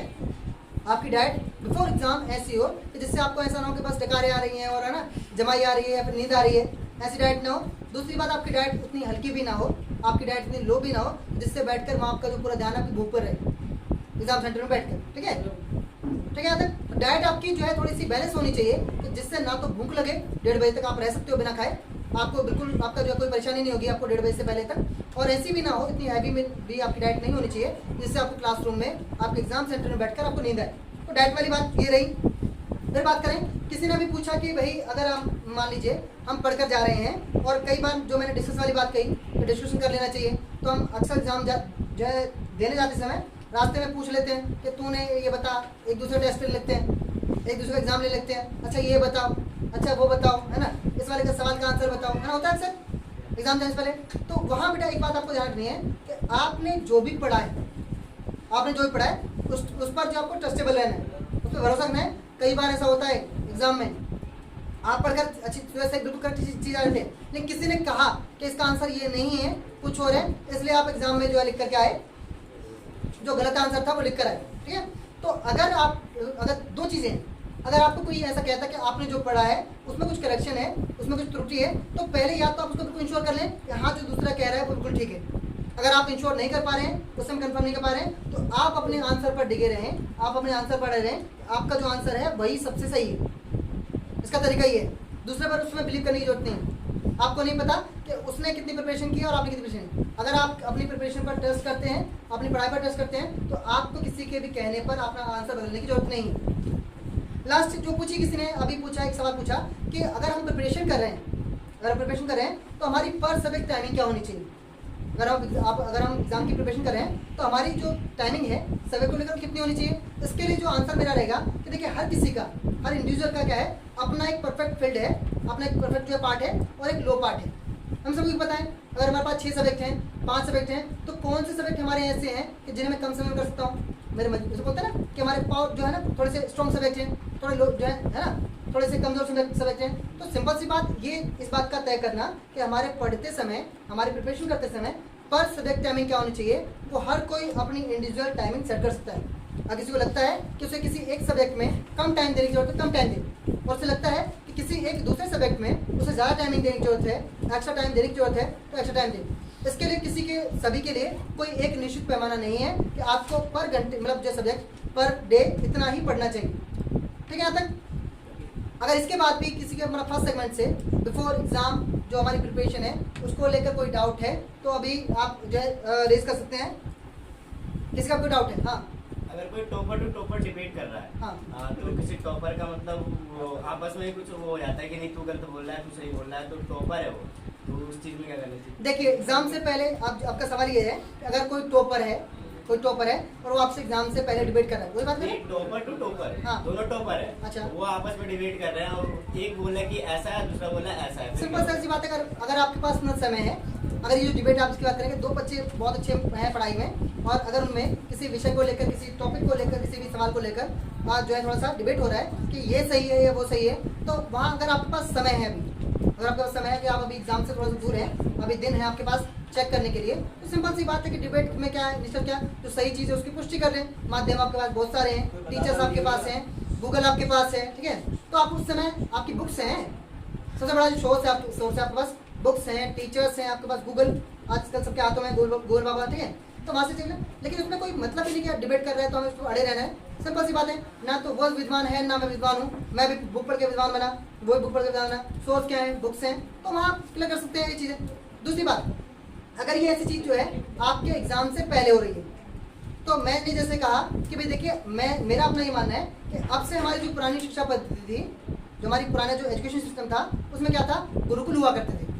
वो अगर गुरुकुल, ठीक है, गुरुकुल में जब बच्चा एक निश्चित आयु पर 5-6 वर्ष की उम्र की जो आयु होती है, या ऐसा कि जब बच्चा थोड़ा सा मैच्योर हो जाए, उस समय गुरुकुल में उसको भेज दिया जाता था और वो अपनी पूरी दीक्षा शिक्षा करने के बाद, अपनी पूरी पढ़ाई करने के बाद गुरुकुल से वापस लौटता था, ठीक है। तो मेरा ये मानना है कि वो जो पढ़ाई वाला सिस्टम था वो कहीं ज़्यादा ईजी था आज के मुकाबले। मैं ऐसा क्यों बोलता हूँ, ठीक है, कि उस समय क्या था कि जो बच्चा है वो अपने गुरुकुल में है, उसके जो आसपास का एनवायरनमेंट है, उसके आसपास पूरा एटमॉस्फेयर है, वो किस के अकॉर्डिंग है, पढ़ाई के अकॉर्डिंग है। सबकी टाइमिंग बिल्कुल मैनेज थी कि भाई आपको अगर इस समय पढ़ना है तो पढ़ना ही है, अगर इस समय आपको खेलना है तो खेलना ही है, इस समय आपका खाने का टाइम है खाने का टाइम है, ठीक है। तो वो जो टाइम था उसमें सब कुछ प्लान था और चाहकर या ना चाहकर बच्चे को उसी सिस्टमेटिक ढंग से, उसी बिल्कुल जो प्लान जो है ढंग से काम करने पड़ते थे।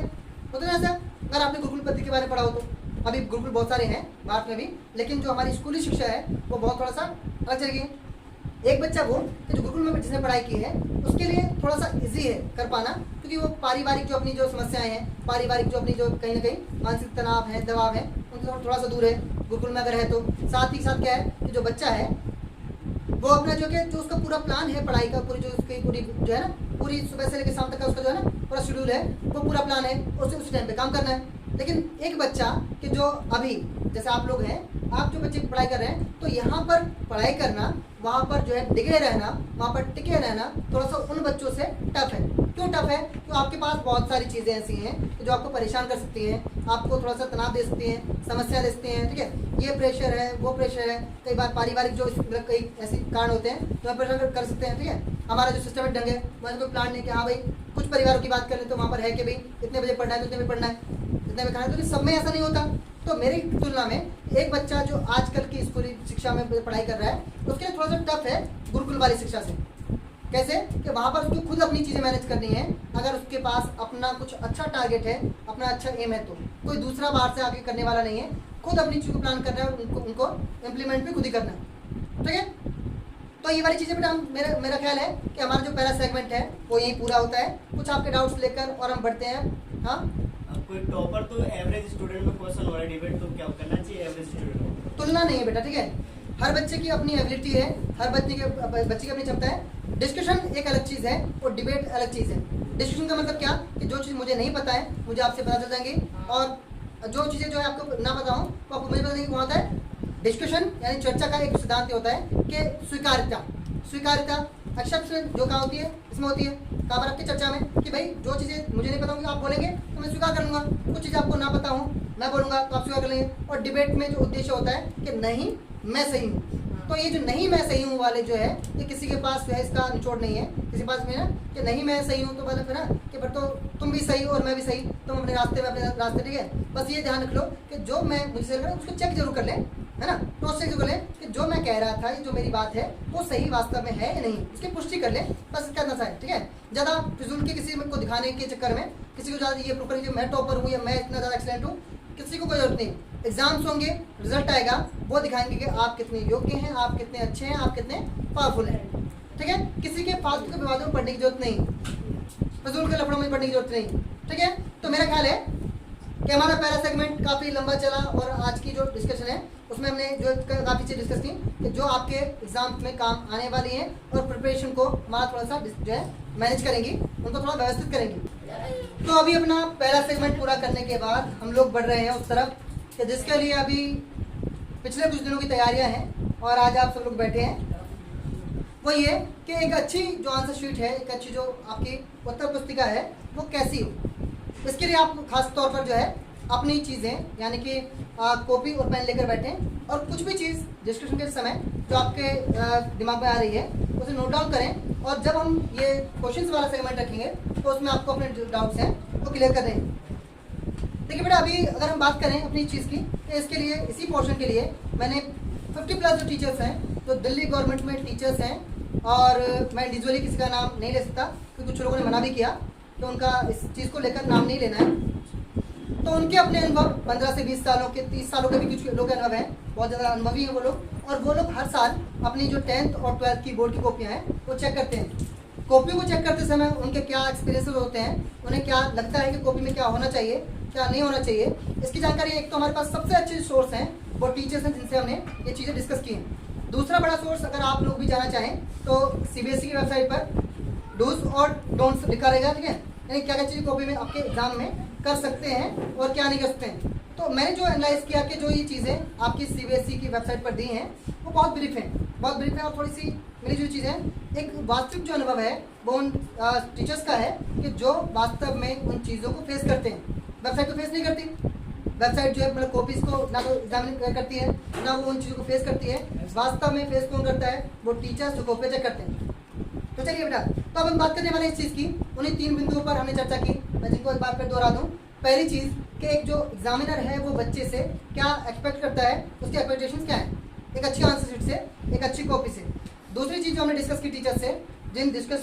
डिस्कशन के आधार पर हम आज की पूरी चर्चा कर रहे हैं, वो ये था कि जो मतलब आंसर शीट है, आंसर शीट में कौन कौन सी ऐसी चीज़ें होती हैं कि जो बच्चों को नहीं करनी चाहिए, जो एग्जाम शीट मतलब आपके आंसर शीट पर नहीं होनी चाहिए। और तीसरी बात वो कि क्या हो ऐसा कॉपी में कि जिससे जो टीचर है वो आपको अच्छे मार्क्स दें, ठीक है।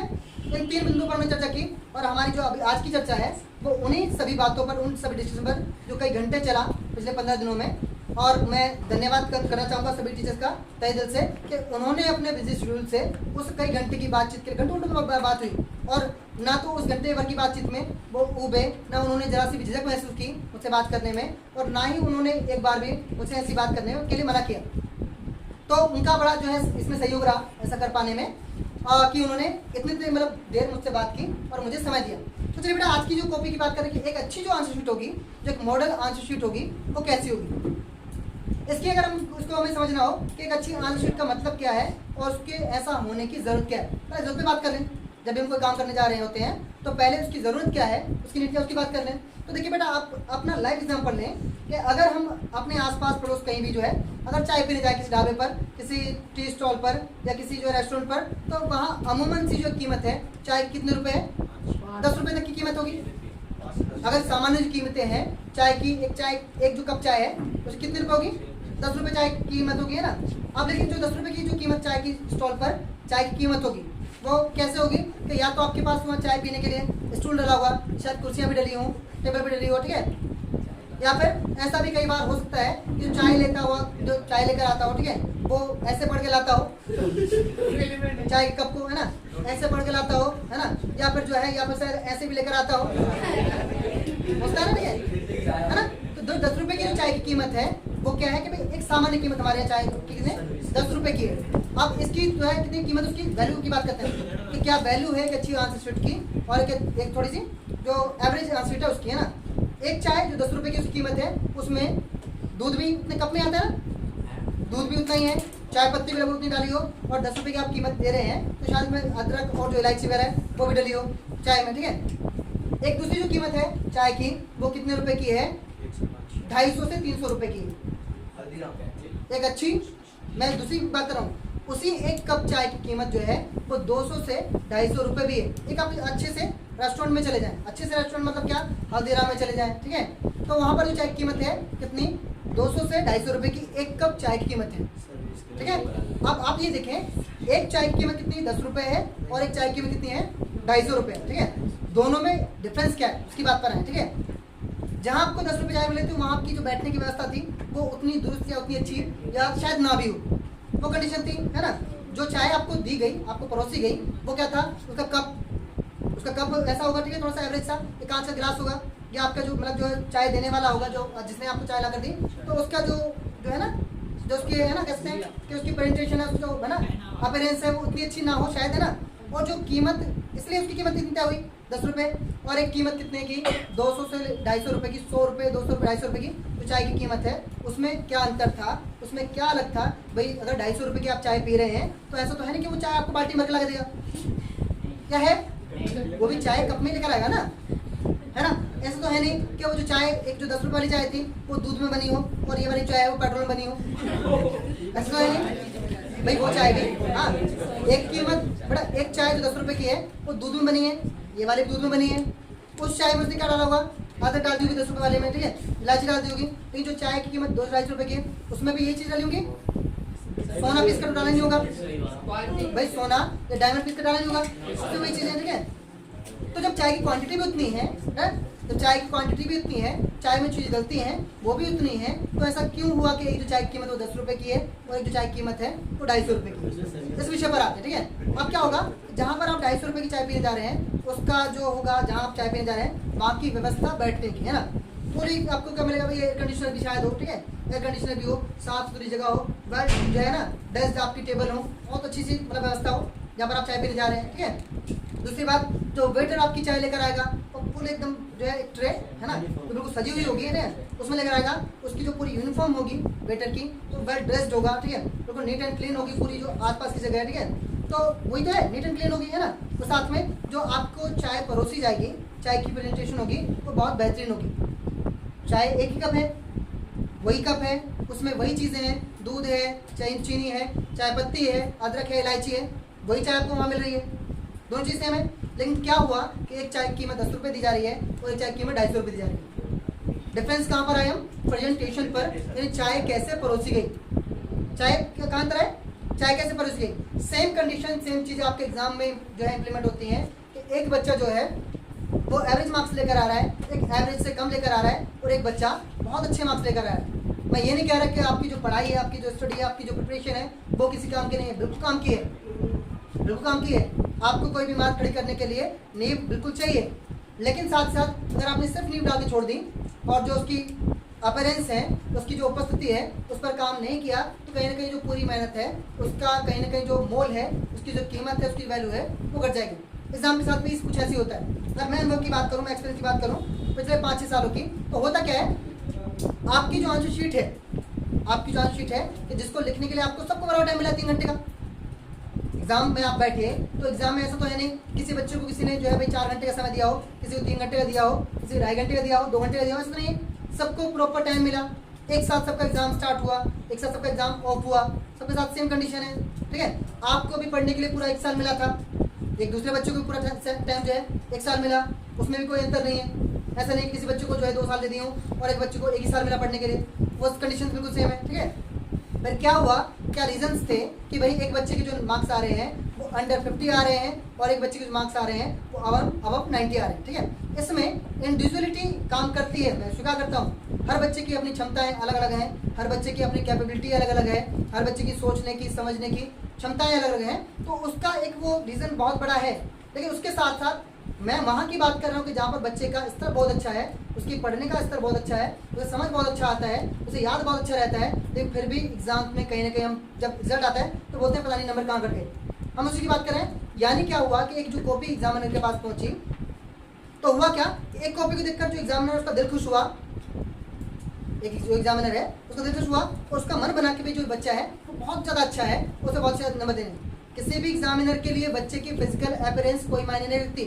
क्योंकि आप जब एग्जाम दे रहे हैं वो एक अलग सिचुएशन है और जब आपका एग्जाम चेक हो रहा है वो अलग सिचुएशन है। एग्जामिनर को नहीं पता कि जिस बच्चे ने कॉपी लिखी है उसकी फिजिकल अपीयरेंस कैसी होंगी, वो हीरो दिखता है या फिर विलन दिखता है, नहीं पता किसी को।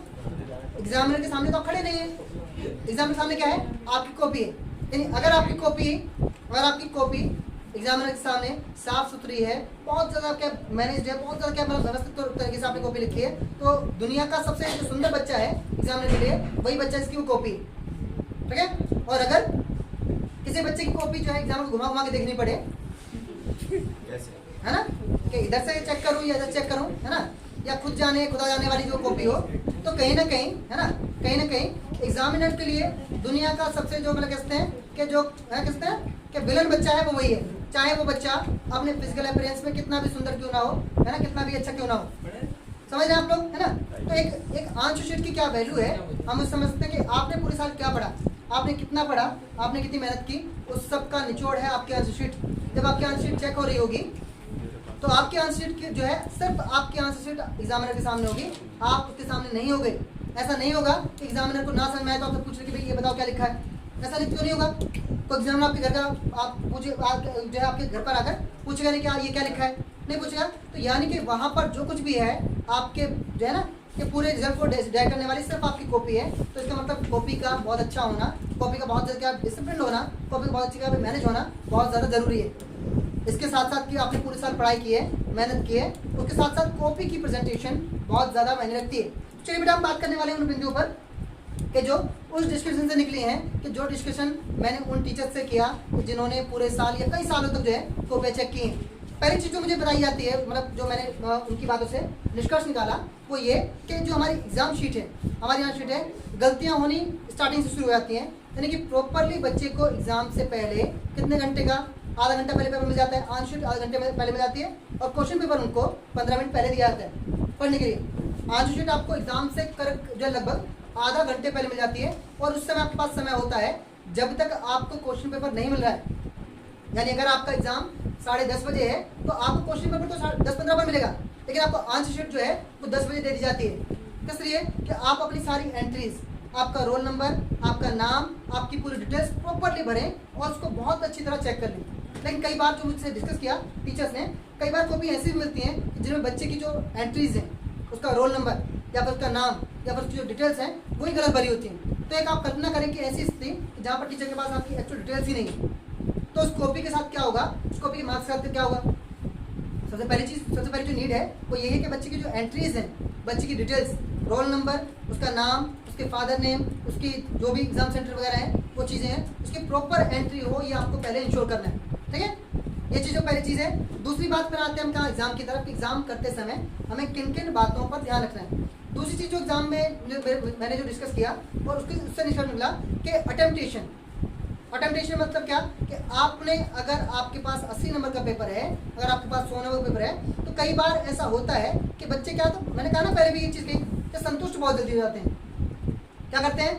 अपना कहते हैं एकदम बहादुरी वाला एकदम एग्जाम सेंटर से निकले, है ना, और कहते हैं कि मैंने तो 2 घंटे में पेपर कर लिया, है ना, बड़ी बहादुरी से तीनों छोड़ा करके बाहर निकलते हैं कि मैंने 2 घंटे में पेपर कर लिया, है ना, 2 घंटे मेरा पेपर पूरा हो गया। कि भाई 3 घंटे का आपको समय मिला, तो 3 घंटे मतलब क्या कि आपको अपने पूरे 3 घंटे यूटिलाइज करने हैं। ऐसा नहीं कि बहादुरी को अवार्ड मिलने वाला, कौन बोर्ड एग्जाम सेंटर से बाहर पहले निकला 2 घंटे में पेपर उसको अवार्ड मिलेगा, कुछ ऐसा नहीं है। यानी आपको अपने पूरे 3 घंटे यूटिलाइज करके, पूरे 3 घंटे यूज करके अपनी जो पेपर है उसको फुल अटेम्प्ट करना है। ठीक है, अटेम्पटेशन जो वाला मामला है कि अगर ऐसा भी होता है कि बच्चे करते हैं 80 नंबर का पेपर है और बोलते हैं मतलब 60 में से मेरे तो 50 आ गए, बहुत संतुष्ट हो जाते हैं। 60 नंबर का पेपर किया 80 में से और 50 नंबर आ गए, बहुत संतुष्ट, बहुत खुश हो जाते हैं कि मैं तो 60 में 50 गए। तो भाई वो 60 में से आपके 50 नंबर नहीं है, 80 में से 50 है। ये बात कोई मायने नहीं रखती कि आपने कितने नंबर के अटेम्पटेशन किए। आपकी जो एक्चुअल जो मार्किंग है इस पर कि आपके कितने नंबर आपने पेपर में किए और कितने मार्क्स आए। आपसे कोई नंबर पूछेगा कि कितने आया था, ये कि मैंने तो जो है 80 में मैंने किए थे, मतलब 80 में से 50 नंबर मैंने पेपर किया था और 33 आ गए। कैलकुलेशन क्या होती है, 80 में से कितने आए। तो अटेम्पटेशन बेटा बहुत ज़्यादा मस्ट है ना, अटेम्पटेशन बहुत ज़्यादा मस्ट है। और अटेम्पटेशन मतलब आप इंश्योर करें कि आपका पूरा पेपर गलती से भी जो कोई सवाल है वो ना छूटा हो। ठीक है, ये आपको क्या ध्यान रखना है। फिर आप इसके आगे बढ़े तो हम बात करते हैं किस चीज़ की, अटेंडेंस इंश्योर कर लिया आपने। उसके बाद हम बढ़े कि पेपर जो आपका जो एग्जाम है, ठीक है, पेपर को एग्जाम में अटेम्प्ट करने के साथ साथ आपको एक चीज़ ध्यान रखनी है कि आप एक जो चीज़ मुझे शिकायत थी, मतलब जो उन्होंने इनकी तरफ शिकायत थी, है ना, वो ऐसी चीज़ें जो कॉपी में नहीं होनी चाहिए। भाई कई बार क्या होता है, दो चीज़ें मैं एक साथ मेंशन कर रहा हूँ। पहली बात तो ये रिपीटेशन। भाई देखिए, बोर्ड का एग्जाम में अगर आपको लगता है कि आप कोई आंसर रिपीट करेंगे और आपको जो उसके मार्क्स मिल जाएंगे, तो ये सबसे बड़ी गलतफहमी है। किसी बच्चे की बहुत बड़ी गलतफहमी है कि अगर उसे कुछ और नहीं सूझ रहा है, अगर उसे कुछ और नहीं समझ में आ रहा है, तो उसने एक ही सवाल को 2 बार कर दिया और वो उम्मीद कर रहा है कि उसको उसके भी नंबर मिल जाएंगे। तो ये सबसे बड़ी बच्चे की गलतफहमी है। ऐसा क्यों? ऐसा इसलिए कि जब एग्जामिनर आपकी कॉपी चेक कर रहे होते हैं तो उनके पास 3 शीट होती हैं। एक उनके पास अवार्ड लिस्ट होती है, उनके पास एक अपनी जो है शीट होती है। शीट पर फ्रंट पेज पर लिखा होता है क्वेश्चन नंबर ये, उस क्वेश्चन में बच्चे के जो मार्क्स हैं वो इतने, क्वेश्चन नंबर इतना, क्वेश्चन नंबर के टोटल मार्क्स कितने इतने, और मार्क्स ऑब्टेन कितने मार्क्स लिए बच्चे ने वो इतने। अगर एग्जामिनर आपकी कॉपी चेक कर रहा है और उसने आपका जो एग्जाम है उसमें आंसर नंबर 1 चेक किया, आंसर नंबर 1 चेक किया, इट मीन्स कि उसने आंसर नंबर 1 चेक किया, 6 नंबर का सवाल था, 6 में से बच्चे के 4 नंबर आए, तो उसने अपनी फ्रंट पेज पर गए और उसमें 6 आउट ऑफ जो 6 नंबर जो है 4 नंबर आउट ऑफ 6 लिख दिया। उसने चढ़ा दिया आपके नंबर कि आपके जो 6 नंबर का सवाल था, पहला सवाल, और उसमें से आपके 4 नंबर आए। अब अगर वही सवाल दोबारा मिलेगा तो सिंपल सी बात है कि उसको काट के दोबारा चढ़ाएंगे नहीं। एक चीज़ के मतलब जो आपके पास उनके पास पूरी लिस्ट है, उस लिस्ट में एक सवाल के आंसर एक ही बार चढ़ाएंगे। तो अगर आप किसी भी अपने एग्जाम में आप दोबारा आंसर लिख रहे हैं, ठीक है, इट मीन्स के संकेत है कि आप या तो जो एग्जामिनर है, ठीक है, उनको बिल्कुल भुलक्कड़ या उनको बेवकूफ़ समझ रहे हैं, ठीक है, या फिर जो आप ये उम्मीद कर रहे हैं कि आपका जो आंसर है वो दोबारा चेक होगा। इस चीज़ का कोई फायदा नहीं है, आपका सिर्फ टाइम वेस्ट होगा अगर आप रिपीटेशन करते हैं तो। फिर दूसरी बात क्या होती है कि जो इरिटेट करती है एग्जामिनर को, क्या कि अगर मान लेते हैं हमारे पास कोई ऐसा सवाल है कि जिसके आगे पॉइंट्स हैं, सवाल हमारे पास पॉइंट्स हैं ABC हैं, क्वेश्चन नंबर 5 है, और 5th क्वेश्चन के 3 भाग हैं A, B और C। अब एग्जामिनर क्या आपसे जो है क्या ना, आपसे ये एक्सपेक्ट करता है, ये उम्मीद करता है कि जो बच्चा है कम से कम एक जो सवाल है उसके सभी पार्ट यानी A, B और C पार्ट एक ही जगह पर करे, और उससे उस समय 2 पार्ट के आंसर पता है, तीसरे वाले पार्ट के आंसर नहीं पता है, तो उस समय उसके लिए जो जगह छोड़ दे कोई दिक्कत नहीं है, एग्जामिनर को पता रहेगा कि उसका आंसर आपका वहीं है, ठीक है। अब क्या होता है कि बच्चे कई बार करते हैं कि उसने 5वां सवाल था और 5 सवाल में 3 पार्ट थे A, B और C। उसने क्या किया बच्चे ने, तो उसमें 2 पार्ट आ रहे थे 5वें के, है ना, तो 5वें सवाल पर उसने क्या किया, 2 पार्ट वहाँ कर दी कॉपी में और बाकी जो सवाल है करने शुरू कर दिए, है ना। अब उसने क्या किया, C पार्ट जो था उसका तीसरा पार्ट था 5वें सवाल का, उसने कॉपी के लास्ट में अगर उसको याद आया तो उसका उत्तर भी उसको आता है और उसने उसको भी एग्जाम में लिख दिया, है ना। टीचर को भी चेक करता हो गया, उसने 5वें सवाल को चेक किया, 2 पार्ट थे, 2 चेक किए और उसने मार्क्स चढ़ा दिए, एग्जामिनर ने मार्क्स चढ़ा दिए, इसमें कॉपी में फ्रंट पेज पे चढ़ा दिए, साइड में अवार्ड लिस्ट है वहाँ भी चढ़ा दिए, कॉपी में जहाँ चेक किया था वहाँ भी चढ़ा दिए, 5वें नंबर पर इतने नंबर आए उसके ना, सवाल नंबर 5 पे इतने आंसर आए, ठीक है। कॉपी चेक करते हुए गए और लास्ट में जाकर उनको दिखाई दिया जो है 5वें सवाल का तीसरा पार्ट, 5th का आंसर C। अब यहाँ पर जो है ये जो सिचुएशन है वो टीचर को बहुत इरिटेट करने वाली है। क्यों इरिटेट करने वाली है? पहली बात तो कि एग्जामिनर जो है वो ना तो उसको बिना चेक किए छोड़ सकता है, एग्जामिनर उस सवाल को बिना चेक किए नहीं छोड़ सकते, और दूसरी बात क्या, अगर उसको चेक करें तो उनको 3 अवार्ड लिस्ट फ्रंट पेज जहाँ छपस चढ़ा दिया कि बच्चे के 5 नंबर सवाल पर उसके 10 नंबर में से कितने नंबर आए हैं, 6 नंबर आए, 8 नंबर आए, ठीक है, तो तीसरा पार्ट क्या ही नहीं था, ठीक है। अब उसने जहाँ पर 3 बार नंबर चढ़ा चुका है वो, ठीक है, दुविधा में आ गए। क्या दुविधा में आए कि एक बार जो सवाल सामने आया उसको छोड़ नहीं सकते बिना चेक किए, कोई भी एग्जामिनर जो है कोई सवाल अगर बच्चे ने कॉपी पर छोड़ नहीं सकते, और उसको चेक कर भी जो है करें तो 3 अवार्ड लिस्ट चेंज करनी पड़ेगी, उसमें करेक्शन करना पड़ेगा, काट पीट करनी पड़ेगी। तो ये वाली सिचुएशन कि जहाँ पर आपके पास किसी भी एक सवाल के 3 पार्ट हैं, 2 पार्ट हैं, तो कोशिश करें कि वो तीनों पार्ट एक जगह पर हों। अगर आपको उसमें किसी एक पार्ट का उत्तर नहीं पता है तो उसे क्या करें कि वहीं पर जगह रखें इतनी सेपरेट कि उसका उत्तर इतने मस्त है, और जब आपको उत्तर उसका याद आए तो उसको लिखें, ना याद तो छोड़ दें, ठीक है। यहाँ तक ये चीज़ होती है इरिटेट करने वाली। दूसरी जो इरिटेट करने वाली चीज़ होती है कि जैसा टीचर्स ने मुझे बताया कि आप अगर एग्जाम दे रहे हैं तो एग्जाम में आपके पास क्या है कि आपको क्वेश्चंस नहीं उतारने, ये सब बात सभी को पता है। लेकिन जनरली मैंने भी जो चीज़ देखी और टीचर्स ने मुझे जो बताया कि आप क्या करते हैं एग्जाम में कि हमें लिखना है आंसर नंबर 5 सवाल क्वेश्चन जो है आपके पास आपके क्वेश्चन पेपर में है, लेकिन आपने क्या लिखा, आपने लिखा क्वेश्चन नंबर 5, ठीक है, लिख दिया क्वेश्चन नंबर 5 और उसके सामने आपका आंसर लिख दिया। अब जो ये जो थोड़ी सा बहुत बड़ी बात भी नहीं है, लेकिन ये गलत चीज़ है कि आपने यहाँ पर जब जहाँ आप आंसर लिख रहे हैं तो आपने क्वेश्चन नंबर डाला, ठीक है। हिंदी वाले बच्चे क्या करते हैं, जब प्रश्न नंबर 5 करते हैं सामने उसको उत्तर लिखा होता है, या फिर क्या करते हैं बच्चे कि उन्होंने क्या किया, बच्चों ने कि आपने लिखा क्वेश्चन नंबर 5 और ये लाइन पूरी छोड़ दिखा दी, उसके नीचे लिखा आंसर नंबर 5। तो भाई दो सूरतें हैं, या तो आप जो आपको एग्जामिनर को पता है कि आप सिर्फ आंसर लिख रहे हैं, तो आपको सिर्फ क्या करना है, सिर्फ आंसर, यानी कि हिंदी में बोले तो सिर्फ आपको उत्तर नंबर 5 ही लिखना है, इसकी जरूरत नहीं है। अगर आपके अंदर इतनी हिम्मत है, अगर आपके अंदर इतनी क्षमता है, इतनी हिम्मत है, आपके पास में समय है कि आप क्वेश्चन नंबर 5 लिखने के बाद पूरा सवाल उतार सकें, तो आप लिखें,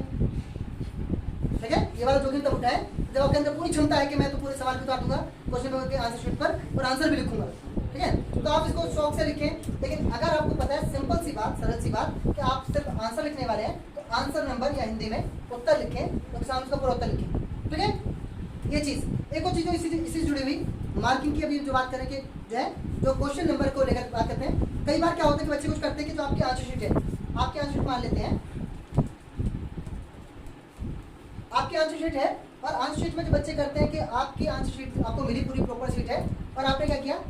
आंसर्स की मार्किंग के लिए इधर स्पेस ले लिया। कई बार बच्चे करते हैं ये जो स्पेस है वो इतना छोटा ले लेते हैं कि जिसमें दिखाई भी नहीं देता कि आंसर नंबर क्या है। कई बार बच्चे करते हैं उन्होंने स्पेस इतना छोटा ले लिया कि जितना उसमें पता नहीं चलेगा उसका आंसर नंबर क्या है। आपको ये वाला स्पेस जहाँ आपको क्वेश्चन की मार्किंग करनी है वो इतना लें, प्रॉपर लें कि जिसमें आपका आंसर नंबर, उत्तर नंबर पूरा साफ साफ नजर आए। एक तरीका ये है। दूसरी बात आप क्या करते हैं, जहाँ पर लॉन्ग आंसर्स होते हैं, लॉन्ग आंसर हो, तो अगर आप जो है फ्रंट पेज पर आपका आंसर नंबर, आंसर फिफ्थ लिखें, उसको अंडरलाइन कर दें, उसके बाद आप क्या आंसर लिखें। तो लॉन्ग क्वेश्चन होते हैं उनकी मैं बात कर रहा हूँ, जहाँ पर लगे आपको बड़ा आंसर लिखना है तो आप ऊपर फ्रंट में लिखें, कोई दिक्कत नहीं, कोई परेशानी नहीं। एग्जामिनर को पता होना चाहिए कि आप जहाँ जो उत्तर कर रहे हैं वो किस नंबर का है। ऐसा कोई कंपलसरी रूल नहीं है कि आपको साइड में आपकी जो मार्किंग करनी है। फ्रंट में आप जो आंसर नंबर लिखें और साफ साफ डालें कि जिस भी उत्तर को आप कर रहे हैं, एग्जामिनर को नजर आएगा आपका आंसर है, तो उसी सवाल को चेक करेंगे जो आपने मार्किंग की है, ठीक है। कई बार जो मिस्टेक होती है बच्चों से कि बच्चे ने बहुत लंबा आंसर लिखा, बहुत लंबा आंसर लिखा, बहुत अच्छा आंसर लिखा, लेकिन किसी कारणवश उसने क्या था, उसकी नंबर की जो मार्किंग है, सवाल नंबर 10 था, लेकिन बच्चे ने क्या किया, उस सवाल नंबर को 12 डाल दिया। तो ऐसी सूरत में आप नंबर लेने की बिल्कुल भी कोई गुंजाइश ना रखें। कोई संभावना ऐसी नहीं होगी जो आपको मार्क्स दिला दें ऐसी सूरत में। अगर आपका सवाल नंबर 5 है तो 5 ही होगा, तभी क्या जो एग्जामिनर है नंबर देंगे। अगर आपने उत्तर लिखा 5वें का और मार्किंग की उसकी 3 नंबर, तो उस पर नंबर मिलने की कोई संभावना नहीं। ये चीज बेटा, ठीक है। फिर दूसरी बात करें, ठीक है, प्रॉपर नंबर की हमने बात कर ली है ना, प्रॉपर एंट्रीज की हमने बात कर ली। अब इसमें जो चीज सबसे पहले कि जब भी आप कोई सवाल कर रहे हैं, पूरा पेपर पढ़ने का आपको टाइम मिला, 15 मिनट मिले थे एक्स्ट्रा, एक पेपर पढ़ने के बाद जब भी आप कोई उत्तर करने जा रहे हैं, कोई आंसर करने जा रहे हैं, तो वहाँ हमारे पास एक जो चीज़ हमें बहुत ज़्यादा ध्यान रखनी है, वो क्या कि आपका जो एग्जाम का जो आपका जो आंसर है, आंसर में क्या होना चाहिए, आप किसी भी सवाल को बहुत अच्छी तरह पढ़ लें। कई बार होता क्या है कि हम बहुत जल्दी तो क्या होते हैं, और कॉन्फ्रेंस में कई बार होते हैं, ठीक है, या कई बार क्या होता है कि हमें बहुत जल्दबाजी होती है पेपर करने में, और हम क्या करते हैं, सवाल को पढ़ते हैं, ऊपरी तौर पर पढ़ा, उसका उत्तर पूरा बहुत बड़ा अच्छा सा हमने आंसर लिख दिया, फिर हमें पता चला कि ये तो इसका आंसर था ही नहीं। आंसर करने के बाद हमें पता चला कि हमने जो आंसर किया है उसका तो सवाल था ही नहीं। इसका मतलब क्या कि या तो हमने जो सवाल है हमारा उसको सही प्रकार से पढ़ा नहीं, दूसरा कारण ये है कि हमने क्या किया कि जो सवाल है उसे सही प्रकार समझा नहीं। दो ही वजह उसकी है ना। तो इसलिए क्या है कि आप जब भी कोई उत्तर कर रहे हैं उसको सही प्रकार से पढ़ लें और समझ लें कि जो सवाल है वो आपसे क्या पूछना चाह रहा है, उसे किस चीज़ का उत्तर चाहिए। अगर जो सवाल है, जो भी सवाल आपका है, सवाल का एक प्रॉपर आंसर होता है, सिंपल सी बात है, अगर आपसे पूछा गया कोई भी सवाल तो उसका प्रॉपर आंसर होगा। अगर आप जो है उस आंसर के लिए एग्जामिनर घुमा रहे हैं, एग्जामिनर ने जो है पूरा पेपर पढ़ भी लिया और उसमें उसको आंसर नहीं मिला, तो उसमें नंबर मिलने की कोई संभावना नहीं है। यहाँ पर कई बार ऐसा होता है, अगर आप घुमा रहे हैं, सीधा सवाल पूछा गया कि सीता कौन थी, है ना, सीता कौन थी, है ना, तो उसका उत्तर हम लिख रहे हैं, ठीक है, सीता कौन थी, सीता भाई है ना भरत की भाभी थी, है ना, दशरथ की जो है भाई ना पुत्रवधू थी, बहू थी, है ना। तो ऐसा उत्तर की जो आपको बहुत ज़्यादा घुमा कर देना पड़े, तो देखिए ऐसा कहीं नहीं कि आपको बहुत लंबा उत्तर करना पड़े। जो एग्जामिनर है उन्हें बड़े सिंपल सरल तरीके में, बड़ी शुद्ध भाषा में क्या होना चाहिए, आपका आंसर चाहिए। तो एग्जाम का आंसर भाई, एग्जाम में आंसर करते समय आपके आंसर शीट में एग्जामिनर को घुमाने की बहुत ज़्यादा जरूरत नहीं, ठीक है। तो एक ही चीज़ है क्या, ठीक है, आप कोई भी सवाल जो है वो सही प्रकार पढ़ें और क्या है कि समझने के बाद ही उसका उत्तर दें। एंट्रीज की हमने बात कर ली, प्रॉपर जो है नंबरिंग की हमने बात कर ली। ध्यान रखें कि बहुत ज़्यादा मैंने डिस्कस किया तो उसमें ये पता लगा कि कई बार बच्चे ने उत्तर बहुत अच्छा लिखा, ठीक है, लेकिन जो नंबर ना मिलने की वजह थी कि बच्चे ने जो उत्तर जिस नंबर सवाल का लिखा है वो सवाल नंबर या उत्तर नंबर सही नहीं डाला। तो ऐसी सूरत में नंबर देने की कोई संभावना नहीं होती है, तो उस सवाल नंबर पर जो है वो पहले नंबर चढ़ा चुके हैं, ठीक है। चलिए बेटा, ठीक है। तो भाई इसमें हमने क्या करना है, हमने जो है वो बात करी पार्ट अगर किसी सवाल के हैं तो उनको एक जगह पर लिखना है, ठीक है। अब इसमें जो एक चीज़ होती है जो मुझसे डिस्कस की गई उसमें चर्चा में कि ओवर राइटिंग और कटिंग, दो चीज़ें, ओवर राइटिंग और कटिंग। बहुत से क्या करते हैं हम लोग एग्जाम में, क्या करते हैं कि हम लिखते जा रहे हैं, ठीक है। अच्छा देखिए, अगर ऐसा नहीं है, कहीं भी आपको जो आपकी जो एग्ज़ाम है उसमें कट नहीं करना है, ओवर राइटिंग करनी चलता है, लेकिन कहीं ना कहीं ओवर राइटिंग करना या चीज़ों को बार बार लिखकर कट करना वो नहीं होता है एग्जामिनर को कि भाई आइए हमारे नंबर काटिए, ठीक है। तो पहली चीज़ ओवर राइटिंग मतलब क्या कि हमने कोई लाइन लिखी है ना, उसमें बीच में कोई शब्द था वो बीच में से उन्होंने पुट किया, ऊपर तीर मारा, ठीक है, आरो मारा, तो सब उछड़ दिए। आज ऐसे जो पूरी लाइन थी वो लाइन अभी जो हमें क्या भाई किसी पेड़ की बेल लग रही है, पत्तियां उसमें साइड में बीच में टहनी है, साइड में पत्तियां टंगी हुई हैं, तो ये होता है ओवर राइटिंग, ठीक है। ओवर राइटिंग हमें नहीं करनी है, किसी भी चीज़ को बार बार जो है थोड़ा सा कहते हैं कि कट पेस्ट नहीं करना है, ठीक है। और क्या नहीं करना है कि अगर आप आंसर बीच में लिख रहे हैं उसमें कट नहीं लगाने खुद अपनी तरफ से, है ना। कोशिश करें कि पहले आपकी वर्तनी हो, आपके शब्द हो, आपकी जो भाषा हो वो बिल्कुल ठीक हो, लेकिन अगर ऐसा हो जाता है तो उसमें कोशिश करनी है कि आपके कट ना लगे कॉपी पर। अगर आपका एक प्रॉपर आंसर है उसमें एक दो वर्ड गलत हैं तो उतना आपके मार्क्स पर इफेक्ट नहीं पड़ेगा, लेकिन अगर आपने खुद उसको पूरे आंसर को उसमें कट लगा रखे हैं तो उसका आपकी आंसर पर, आपके मार्क्स पर नेगेटिव इफेक्ट पड़ेगा, ठीक है। तो यहाँ तक हमने इसकी बात की है ना, अटेम्पटेशन की हमने बात कर ली, क्वेश्चन डिविजन की बात कर ली, और ओवर राइटिंग और कट, है ना। अच्छा ऐसा नहीं कि आप कट नहीं लगा सकते। अगर आपको लगता है कि आपने कोई आंसर लिखा,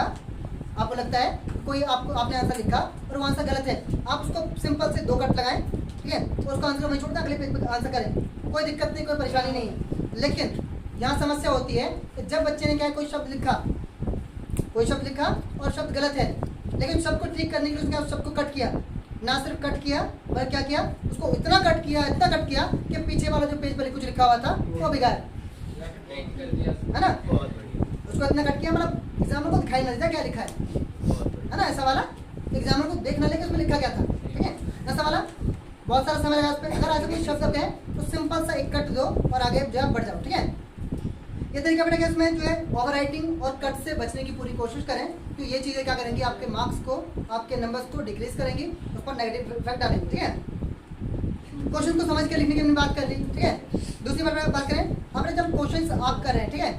आप जब भी किसी सवाल का आंसर दे रहे हैं तो इसमें जो मतलब विशेष का काम मतलब जो खास तौर पर क्या कि जो भाषाई विषय मतलब क्या, आपकी हिंदी और इंग्लिश है, ठीक है। अब मैंने जो बात की कुछ उसमें जो टीचर्स थे जो पीजीटी हैं, ठीक है, जो या तो हिंदी की कॉपी चेक करते हैं या इंग्लिश कॉपी चेक करते हैं, उन्होंने बताया कि ऐसा होता है कि कई बार बच्चे करते हैं कि उनको लगता है कि अगर वो अपनी भाई जो अपने एग्जाम में अपना उत्तर दे, किसी भी विषय की मैं अगर बात करूँ, ये विशेष तौर पर बात करें किसकी, भाषाई विषयों की, हिंदी की या इंग्लिश की, तो बच्चों को क्या लगता है कि बच्चे जो हैं ये समझते हैं कि अगर उनके पेपर में, अगर उनके आंसर में भारी भरकम शब्द होंगे, भारी से शब्द होंगे, है ना, थोड़े से अच्छे शब्द होंगे, तो उनकी जो आंसर है वो थोड़ा इफेक्टिव हो जाएगा, ऐसा बच्चों को लगता है। लेकिन होता क्या है ऐसी स्थिति में कि ऐसे शब्दों का इस्तेमाल कई बार बच्चे कर लेते हैं जिन शब्दों का बच्चों को अर्थ भी ना पता हो। बच्चे कई बार ऐसा मतलब अपनी भाषा को, अपने पेपर को थोड़ा सा और इफेक्टिव बनाने के चक्कर में क्या करते हैं कि कुछ ऐसे शब्दों का, कुछ ऐसे मतलब जो है वाक्यों का इस्तेमाल कर लेते हैं जिनका अर्थ उनको पता नहीं होता है। अब ऐसी सूरत में कि जब बच्चे को उसका अर्थ ना पता हो, क्या करेगा, तो पूरे अपने उत्तर के अर्थ का अनर्थ कर देगा। ये तो होगा आपने कुछ और समझ के लिखा, लेकिन भाई एग्जामिनर को, जो एग्जामिनर है उन्हें तो उन भाषाई शब्दों का पूरा ज्ञान है, उन्हें समझ है, वो उस शब्द को उसी रूप में पढ़ेंगे जो उस शब्द का वास्तविक अर्थ है, आपके अनुसार तो पढ़ेंगे नहीं, है ना। तो ऐसी सूरत में क्या होता है कि आपके पूरे उत्तर को जो है कहीं ना कहीं खराब कर देने वाला, कहीं ना कहीं आपके उत्तर पूरा खराब जो है पूरा जो है चौपट कर देने वाला जो तरीका होता है कि अगर आप शब्द अपने उत्तरों में, चाहे वो किसी विषय का हो या फिर विशेष कर किसका, भाषाई विषयों की मैं बात कर रहा हूँ, जो टीचरों ने मुझे डिस्कस की हिंदी में और इंग्लिश में, कि बच्चे कुछ ऐसे शब्द देते हैं इनका शब्दों का मीनिंग शायद बच्चों को ना पता हो। विशेष कर हिंदी की बात करें, हिंदी में कुछ ऐसे भारी भरकम शब्द डाल देते हैं, इनका अर्थ बच्चों को नहीं पता, लेकिन उसने लिख दिया, अच्छा सा लगा उस समय उसको उस समय सूट करता सा लगा कि ये शब्द लगेगा तो अच्छा लगेगा, ठीक है। तो यहाँ अच्छा लगने वाली कपड़े मैचिंग का तो सवाल है नहीं, है ना। क्या है, आपको एग्जाम्पल, तो वहाँ पर ऐसे शब्दों से बचें जिनका अर्थ आपको नहीं पता। आपकी अगर सरल भाषा भी रहेगी, अगर आपकी जो है ना कि जो आम भाषा है वो भी रहेगी, लेकिन जो सवाल में पूछा गया है उत्तर में वही जवाब मिलेगा, तो आपको पूरे नंबर मिलेंगे। चिंता करने की जरूरत नहीं है कि आपकी भाषा बहुत ज़्यादा क्या प्रॉपर हो, बहुत शार्प लैंग्वेज आपकी हो, तभी नंबर मिलेंगे। ठीक है, चलिए। तो इसके बाद में क्या एक जो चीज़ बहुत ज़रूरी है, और मैं लास्ट में इसलिए कह रहा हूँ कि लास्ट वाली बातें ज़्यादा ध्यान रहती है ना, वो ये कि भाई एग्जामिनर्स ने मुझे कहा कि आप क्या करते हैं, कई बार हम जब कोई आंसर कर रहे होते हैं, ठीक है, और हमें क्या देखा है, क्वेश्चन नंबर क्या है आपका, मतलब सेक्शन है, सेक्शन हमारे क्या पास है, सेक्शन हमारे पास ए है, और ए सेक्शन में 4 सवाल दिए हुए हैं, ए सेक्शन में 4 सवाल दिए हुए हैं। उसमें इंस्ट्रक्शंस में साफ सुथरा लिखा हुआ है, निर्देशों में साफ सुथरा लिखा है कि निम्नलिखित 4 प्रश्नों में से किन्हीं 2 का उत्तर करना है, तो किन्हीं 3 का उत्तर करना है। अब बच्चे करते क्या है, बड़ी अफरा तफरी में, बड़ी जल्दबाजी में क्या करते हैं कि सारे सवालों का उत्तर डालते हैं। ठीक है, बता रहे कई बार अगर ऐसा हुआ तो इसलिए क्या है कि आपको जो इंस्ट्रक्शंस हैं, आपको जो निर्देश हैं, वो बड़ी सावधानी से, बड़े ध्यानपूर्वक पढ़ने, और हर सवाल जिस पर जा रहे हैं वहाँ भी इसी सवाल को बहुत सावधानी से पढ़ने की जरूरत है कि उसमें कितने प्रश्नों के उत्तर मांगे गए। आमतौर पर आजकल जो एग्जाम हमारे हैं उनमें ऑप्शंस बहुत सारे हैं। आजकल हमारे जितने भी बोर्ड के एग्जामिनेशन हैं उनमें हर सवाल में क्या है, आपके पास लगभग विकल्प मिलेंगे। तो ऐसी सूरत में अगर आपको बोला गया कि 4 सवाल का उत्तर करो और आपने क्या किया, ठीक है, 6 में से 6 कर दिए, इसमें आपका जो नुकसान ये होगा, पहली बात तो ये जो आपने एक्स्ट्रा टाइम देकर उत्तर लिखे हैं उनका आपको कोई नंबर मिलने वाला नहीं। अगर एक सेक्शन में से 4 सवाल करने थे 6 में से, तो आपको 4 ही के नंबर मिलेंगे, 6 के नंबर मिलने वाले नहीं।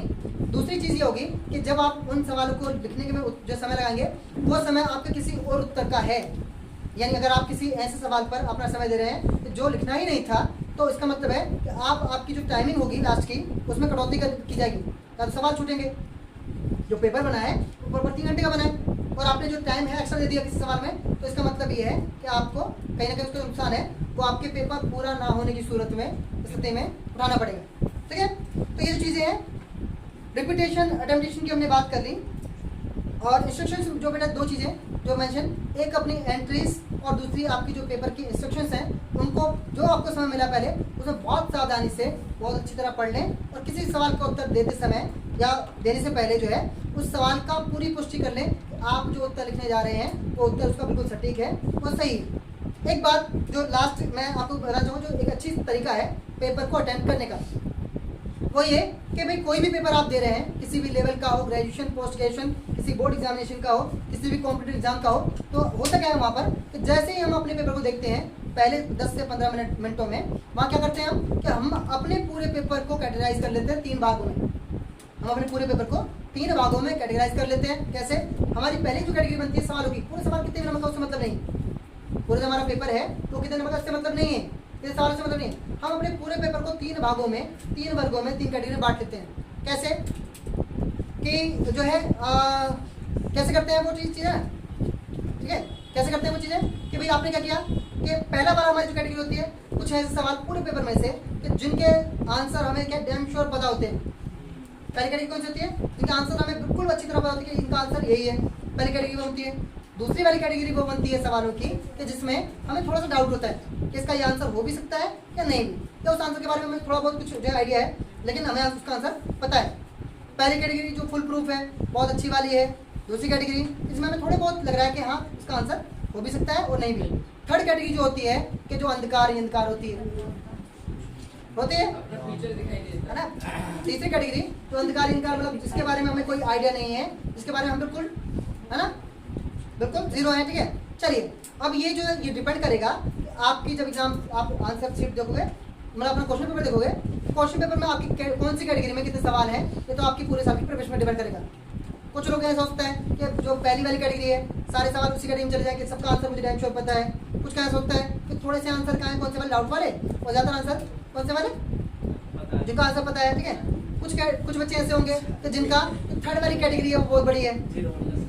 ना, जिसमें अंधकार ही अंधकार दिखाई दे रहा है। तो आपकी कौन सी कैटेगरी में कितने सवाल होंगे ये तो आपकी पूरे साल की प्रिपरेशन में डिपेंड करेगा, आपकी तैयारी पर डिपेंड करेगा। ठीक है, लेकिन एग्जाम में जब आप ये 3 कैटेगरी बना लेंगे तो वहाँ पर आपके आंसर करने का तरीका क्या है? देखिए, पहली चीज़ कि अगर आप अपने आंसर्स को सिक्वेंसली कर सकते हैं तो बहुत अच्छी बात है, इससे अच्छी कोई बात नहीं। अगर आप सही क्रम में इन सभी सवालों को सही जो उसके मतलब पार्ट दे रखे खंड देखे उनमें करें और हर सवाल को उसके सही क्रम में 1 से लेकर और लास्ट तक करें तो इससे अच्छी कोई बात नहीं है। लेकिन इसके साथ जो मुझसे डिस्कस की टीचर्स ने कि अगर बच्चा अनसिक्वेंसली अपना पेपर करे तो भी कोई नुकसान नहीं है। अगर आपको लगता है कि आपको पहला सवाल जो है उसका उत्तर ना कर आपको 10वें सवाल का, आपको दूसरे सवाल का, चौथे सवाल का आंसर बहुत अच्छी तरह आता है, तो आप अपने पेपर में पहला जो उत्तर है वो वही वाला करें कि जिसका उत्तर, इसका आंसर आपको बहुत अच्छी तरह पता है। क्योंकि एग्जाम एक जो चीज़ है साइकोलॉजिकली आप भी उसमें कंडीशन होते हैं और एग्जामिनर भी, ठीक है। आपके आंसर की स्टार्टिंग देखकर हम वो कहते हैं ना, ठीक है, कौन सी जो कहावत है ना, first impression is last impression, ठीक है। तो जहाँ से आपकी कॉपी चेक करने का जो है चेक करनी शुरू करेगा एग्जामिनर, ठीक है। पहली बात तो जो कॉपी की छवि है ना, कॉपी कितनी सुंदर साफ सुथरी लग रही है, इस बात पर डिपेंड करेगा कि एग्जामिनर की जो है कैसे नंबर देने वाले हैं। दूसरी तो कॉपी कितनी जो है विकराल रूप लिए हुए है ना, और मुसीबत लग रही है एग्जामिनर को कि कैसे इसको चेक करूँ, ठीक है। तो वो चीज़ आपकी जो है, दोनों चीज़ें आपके मार्क्स को कहीं ना कहीं इफेक्ट डालेंगी। दूसरी बात क्या कि आपके पेपर में बेटा क्या है, जो सीक्वेंस आपका, ठीक है, आप समझ स्टार्टिंग आपने अच्छे से की है, तो इसका मतलब अच्छा एक और साइकोलॉजिकल जो फैक्ट है कि जो आंसर आपको पता है उन्हें पहले करने का, जो नहीं पता है बाद में करने का। कई बार ऐसा होता है बच्चों के साथ में, अगर आपको जो आंसर पहले पता है उनको करते समय आपको थोड़ा सा कॉन्फिडेंस आता है कि मुझे आंसर पता है और मैंने पेपर की तैयारी की है, और जो बच्चे जिन पर आपको डाउट था उनका आंसर आपको याद आ जाते हैं। ऐसा कई बार होता है। लेकिन जब क्या होता है कि बच्चे जब सीक्वेंस के चक्कर में पड़ जाते हैं कि मुझे पहले सीक्वेंस ही मेंटेन करना है, पहले सारे आंसर जो है मैं सीक्वेंस में करने हैं, वहाँ क्या होता है कई बार जब हमें पहले का उत्तर नहीं पता है, डाउट है या नहीं पता है, दूसरे का आंसर डाउट है या नहीं पता है, तो कहीं ना कहीं माइंड जो हमारी जो माइंड है उसमें नेगेटिविटी जाती है कि मुझे आंसर्स नहीं पता है, और जो आंसर्स को पता होते हैं उनको भी कहीं ना कहीं माइंड से रब कर देता है। ऐसा साइकोलॉजिकली एग्जाम में होता है, ठीक है। तो आप क्या करें कि अपने आप का जो आपका कॉन्फिडेंस है उसको लेकर, आपका आगे का जो एग्जाम का कॉन्फिडेंस है उसको लेकर क्या करें कि जो स्टार्टिंग आपकी हो, आपका जो पूरे पेपर में सबसे बेस्ट आंसर है, पूरे एग्जाम में, पूरे क्वेश्चन में आपका जो सबसे बेस्ट आंसर होता है, उस बेस्ट आंसर से आप अपना पेपर स्टार्ट करें। इससे दो चीज़ें होंगी कि आप साइकोलॉजिकली जो है थोड़ा सा आप में जो है पॉजिटिव एनर्जी आएगी, और दूसरी बात क्या, जो एग्जामिनर है उस पर भी आपका जो पॉजिटिव इफेक्ट पड़ेगा, ठीक है। यहाँ तक ये चीज़ें, और बेटा यहाँ तक जो है ये चीज़ें हम डिस्कस की अपने एग्जाम को लेकर, एग्जाम की प्रेजेंटेशन को लेकर, इसकी वैल्यू क्या है, इसका मैथ क्या है, हमने बात की स्टार्टिंग में, ठीक है। अब आपको जो है आप पर डिपेंड करता है कि आप अपनी कॉपी को एग्जामिनर के पास सुंदर सब जो है ना, बिल्कुल साफ सलोनी से बनाकर भेजते हैं, या फिर जो है खूब सलोनी से बनाकर भेजते हैं, ठीक है। चलिए क्या हमारी कॉपी में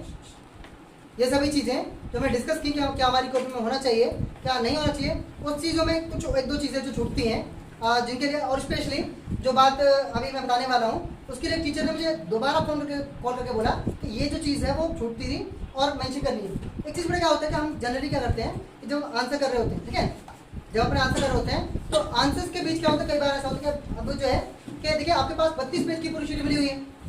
आपके पास आपका आंसर करने के लिए 10th हो या 12th हो, 32 पेजेस की पूरी शीट मिलती है, और उस पूरी के लिए आपने फीस पे की है,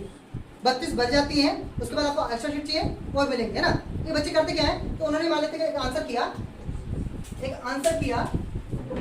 बच्चे ने आंसर नंबर 5, ठीक है, और आंसर नंबर 5 जो लॉन्ग आंसर है वो उसने किया। दूसरा आंसर करते समय उसने किया कि जहां उसका आंसर खत्म हुआ आंसर नंबर 5, वहीं से उसने क्या किया, आंसर नंबर 6 कर दिया, है ना। अब देखिए जो पूरा पेपर में आंसर लिखा हुआ है, वहाँ ये जो इतना छोटा, कई बार जो है या तो बच्चे ऐसा देते हैं कि नजर ही ना आए जो आंसर नंबर है, या तो बच्चे इतना छोटा सा या इतना जो है कहते हैं कि ऐसा लगता है जैसे 5th आंसर पूरा होने के बाद ये चीज़ है वो भी 5th का ही कोई पार्ट है, और बिना कोई लाइन छोड़े, बिना कोई गैप छोड़े बच्चे ने आंसर कर दिया। तो उसमें लगता है कि जब चीज़ें कॉपी चेक कर रहे होते हैं, कॉपी चेक करते समय क्या करते हैं, वो जो आंसर नंबर 5th है उसके साथ में 6th वाले को भी ऐड ऑन कर लेते हैं, और बाद में पता चलता है कि जो आंसर नंबर 5 था और 6 था वो तो अलग है। अब ये बाद में पता चलने पर क्या होगा, एग्जामिनर अपनी जो मार्किंग है उसमें चेंजेस नहीं करेंगे, ठीक है। इसलिए क्या तरीका है कि जब भी आप अपना एग्जाम कर रहे हैं, सवालों के बीच में आंसर्स के जो आपके आंसर्स हैं उनके बीच में प्रॉपर गैप दें। अगर आपका लॉन्ग आंसर है तो 3 से 4 लाइन छोड़े, खूब अच्छी दिखाई देता है कि हाँ आंसर चेंज हो गया, है ना। अगला आंसर लिखते समय अगर आपका लॉन्ग आंसर है तो कितनी 3 से 4 लाइनें छोड़े, प्रॉपरली लाइन छोड़े, और अगर आपका जो आंसर नंबर इधर आ रहा है अपने शॉर्ट क्वेश्चन है, 1 नंबर वाले सवाल है, तो कम से कम 2 लाइन छोड़कर जो आप उत्तर करें, जिससे प्रॉपरली पता चले, जो एग्जामिनर चेक करने की जगह भी मिले, इसमें मिले। कई बार ऐसा भी होता है कि बच्चे ने सारे जो आंसर्स हैं वो एकदम एक के बाद लिख गए, और एग्जामिनर को नंबर देने में दिक्कत हो रही है कि कौन से वाले सवाल का नंबर कहाँ लिखूँ, ये चीज़ होती है। तो अगर आपके शॉर्ट क्वेश्चन हैं 1 नंबर वाले सवाल आपके पास हैं या फिर एमसीक्यूज हैं, तो उसमें एक आंसर करने के बाद 2 लाइन का गैप जरूर दें, और आपका लॉन्ग आंसर है तो 3 से 4 लाइन का गैप दें, जिससे कि कभी भी ये वाली संभावना ना हो कि एग्जामिनर आपको एक सवाल को कहते हैं एक के साथ एक फ्री सवाल नंबर 5 चेक करना था, जो आंसर नंबर 5 चेक करना था, और फिफ्थ में जो 6th है वो लपेटे में आ गया। फिर आपको जो आंसर के नंबर मिलेंगे वो सिर्फ 5th के मिलेंगे, चाहे आपने 2 आंसर क्यों ना लिखे हो।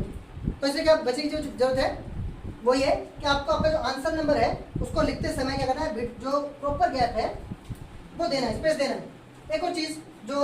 मुझे आपसे शेयर करनी है, कई बार हम क्या करते हैं कि जब हमारे जो आंसर शीट है उसमें ये साइड लाइन जो मार्किंग है उसके ये करते हैं। कई बार बच्चे कुछ क्या करते हैं कि साइड लाइन के बाद लास्ट में जाकर एक और लाइन और दे देते हैं। कॉपी आपकी पूरी थी, कॉपी में इस साइड हमने क्या किया, इसका मतलब है इसका अपना एक जो है कारण है कि हमने यहाँ लाइन खींची और क्योंकि हमें यहाँ पर मार्किंग करनी है, अपने जो आंसर नंबर लिखने हैं। इधर वाली लाइन का क्या मतलब इसको पता ही नहीं है।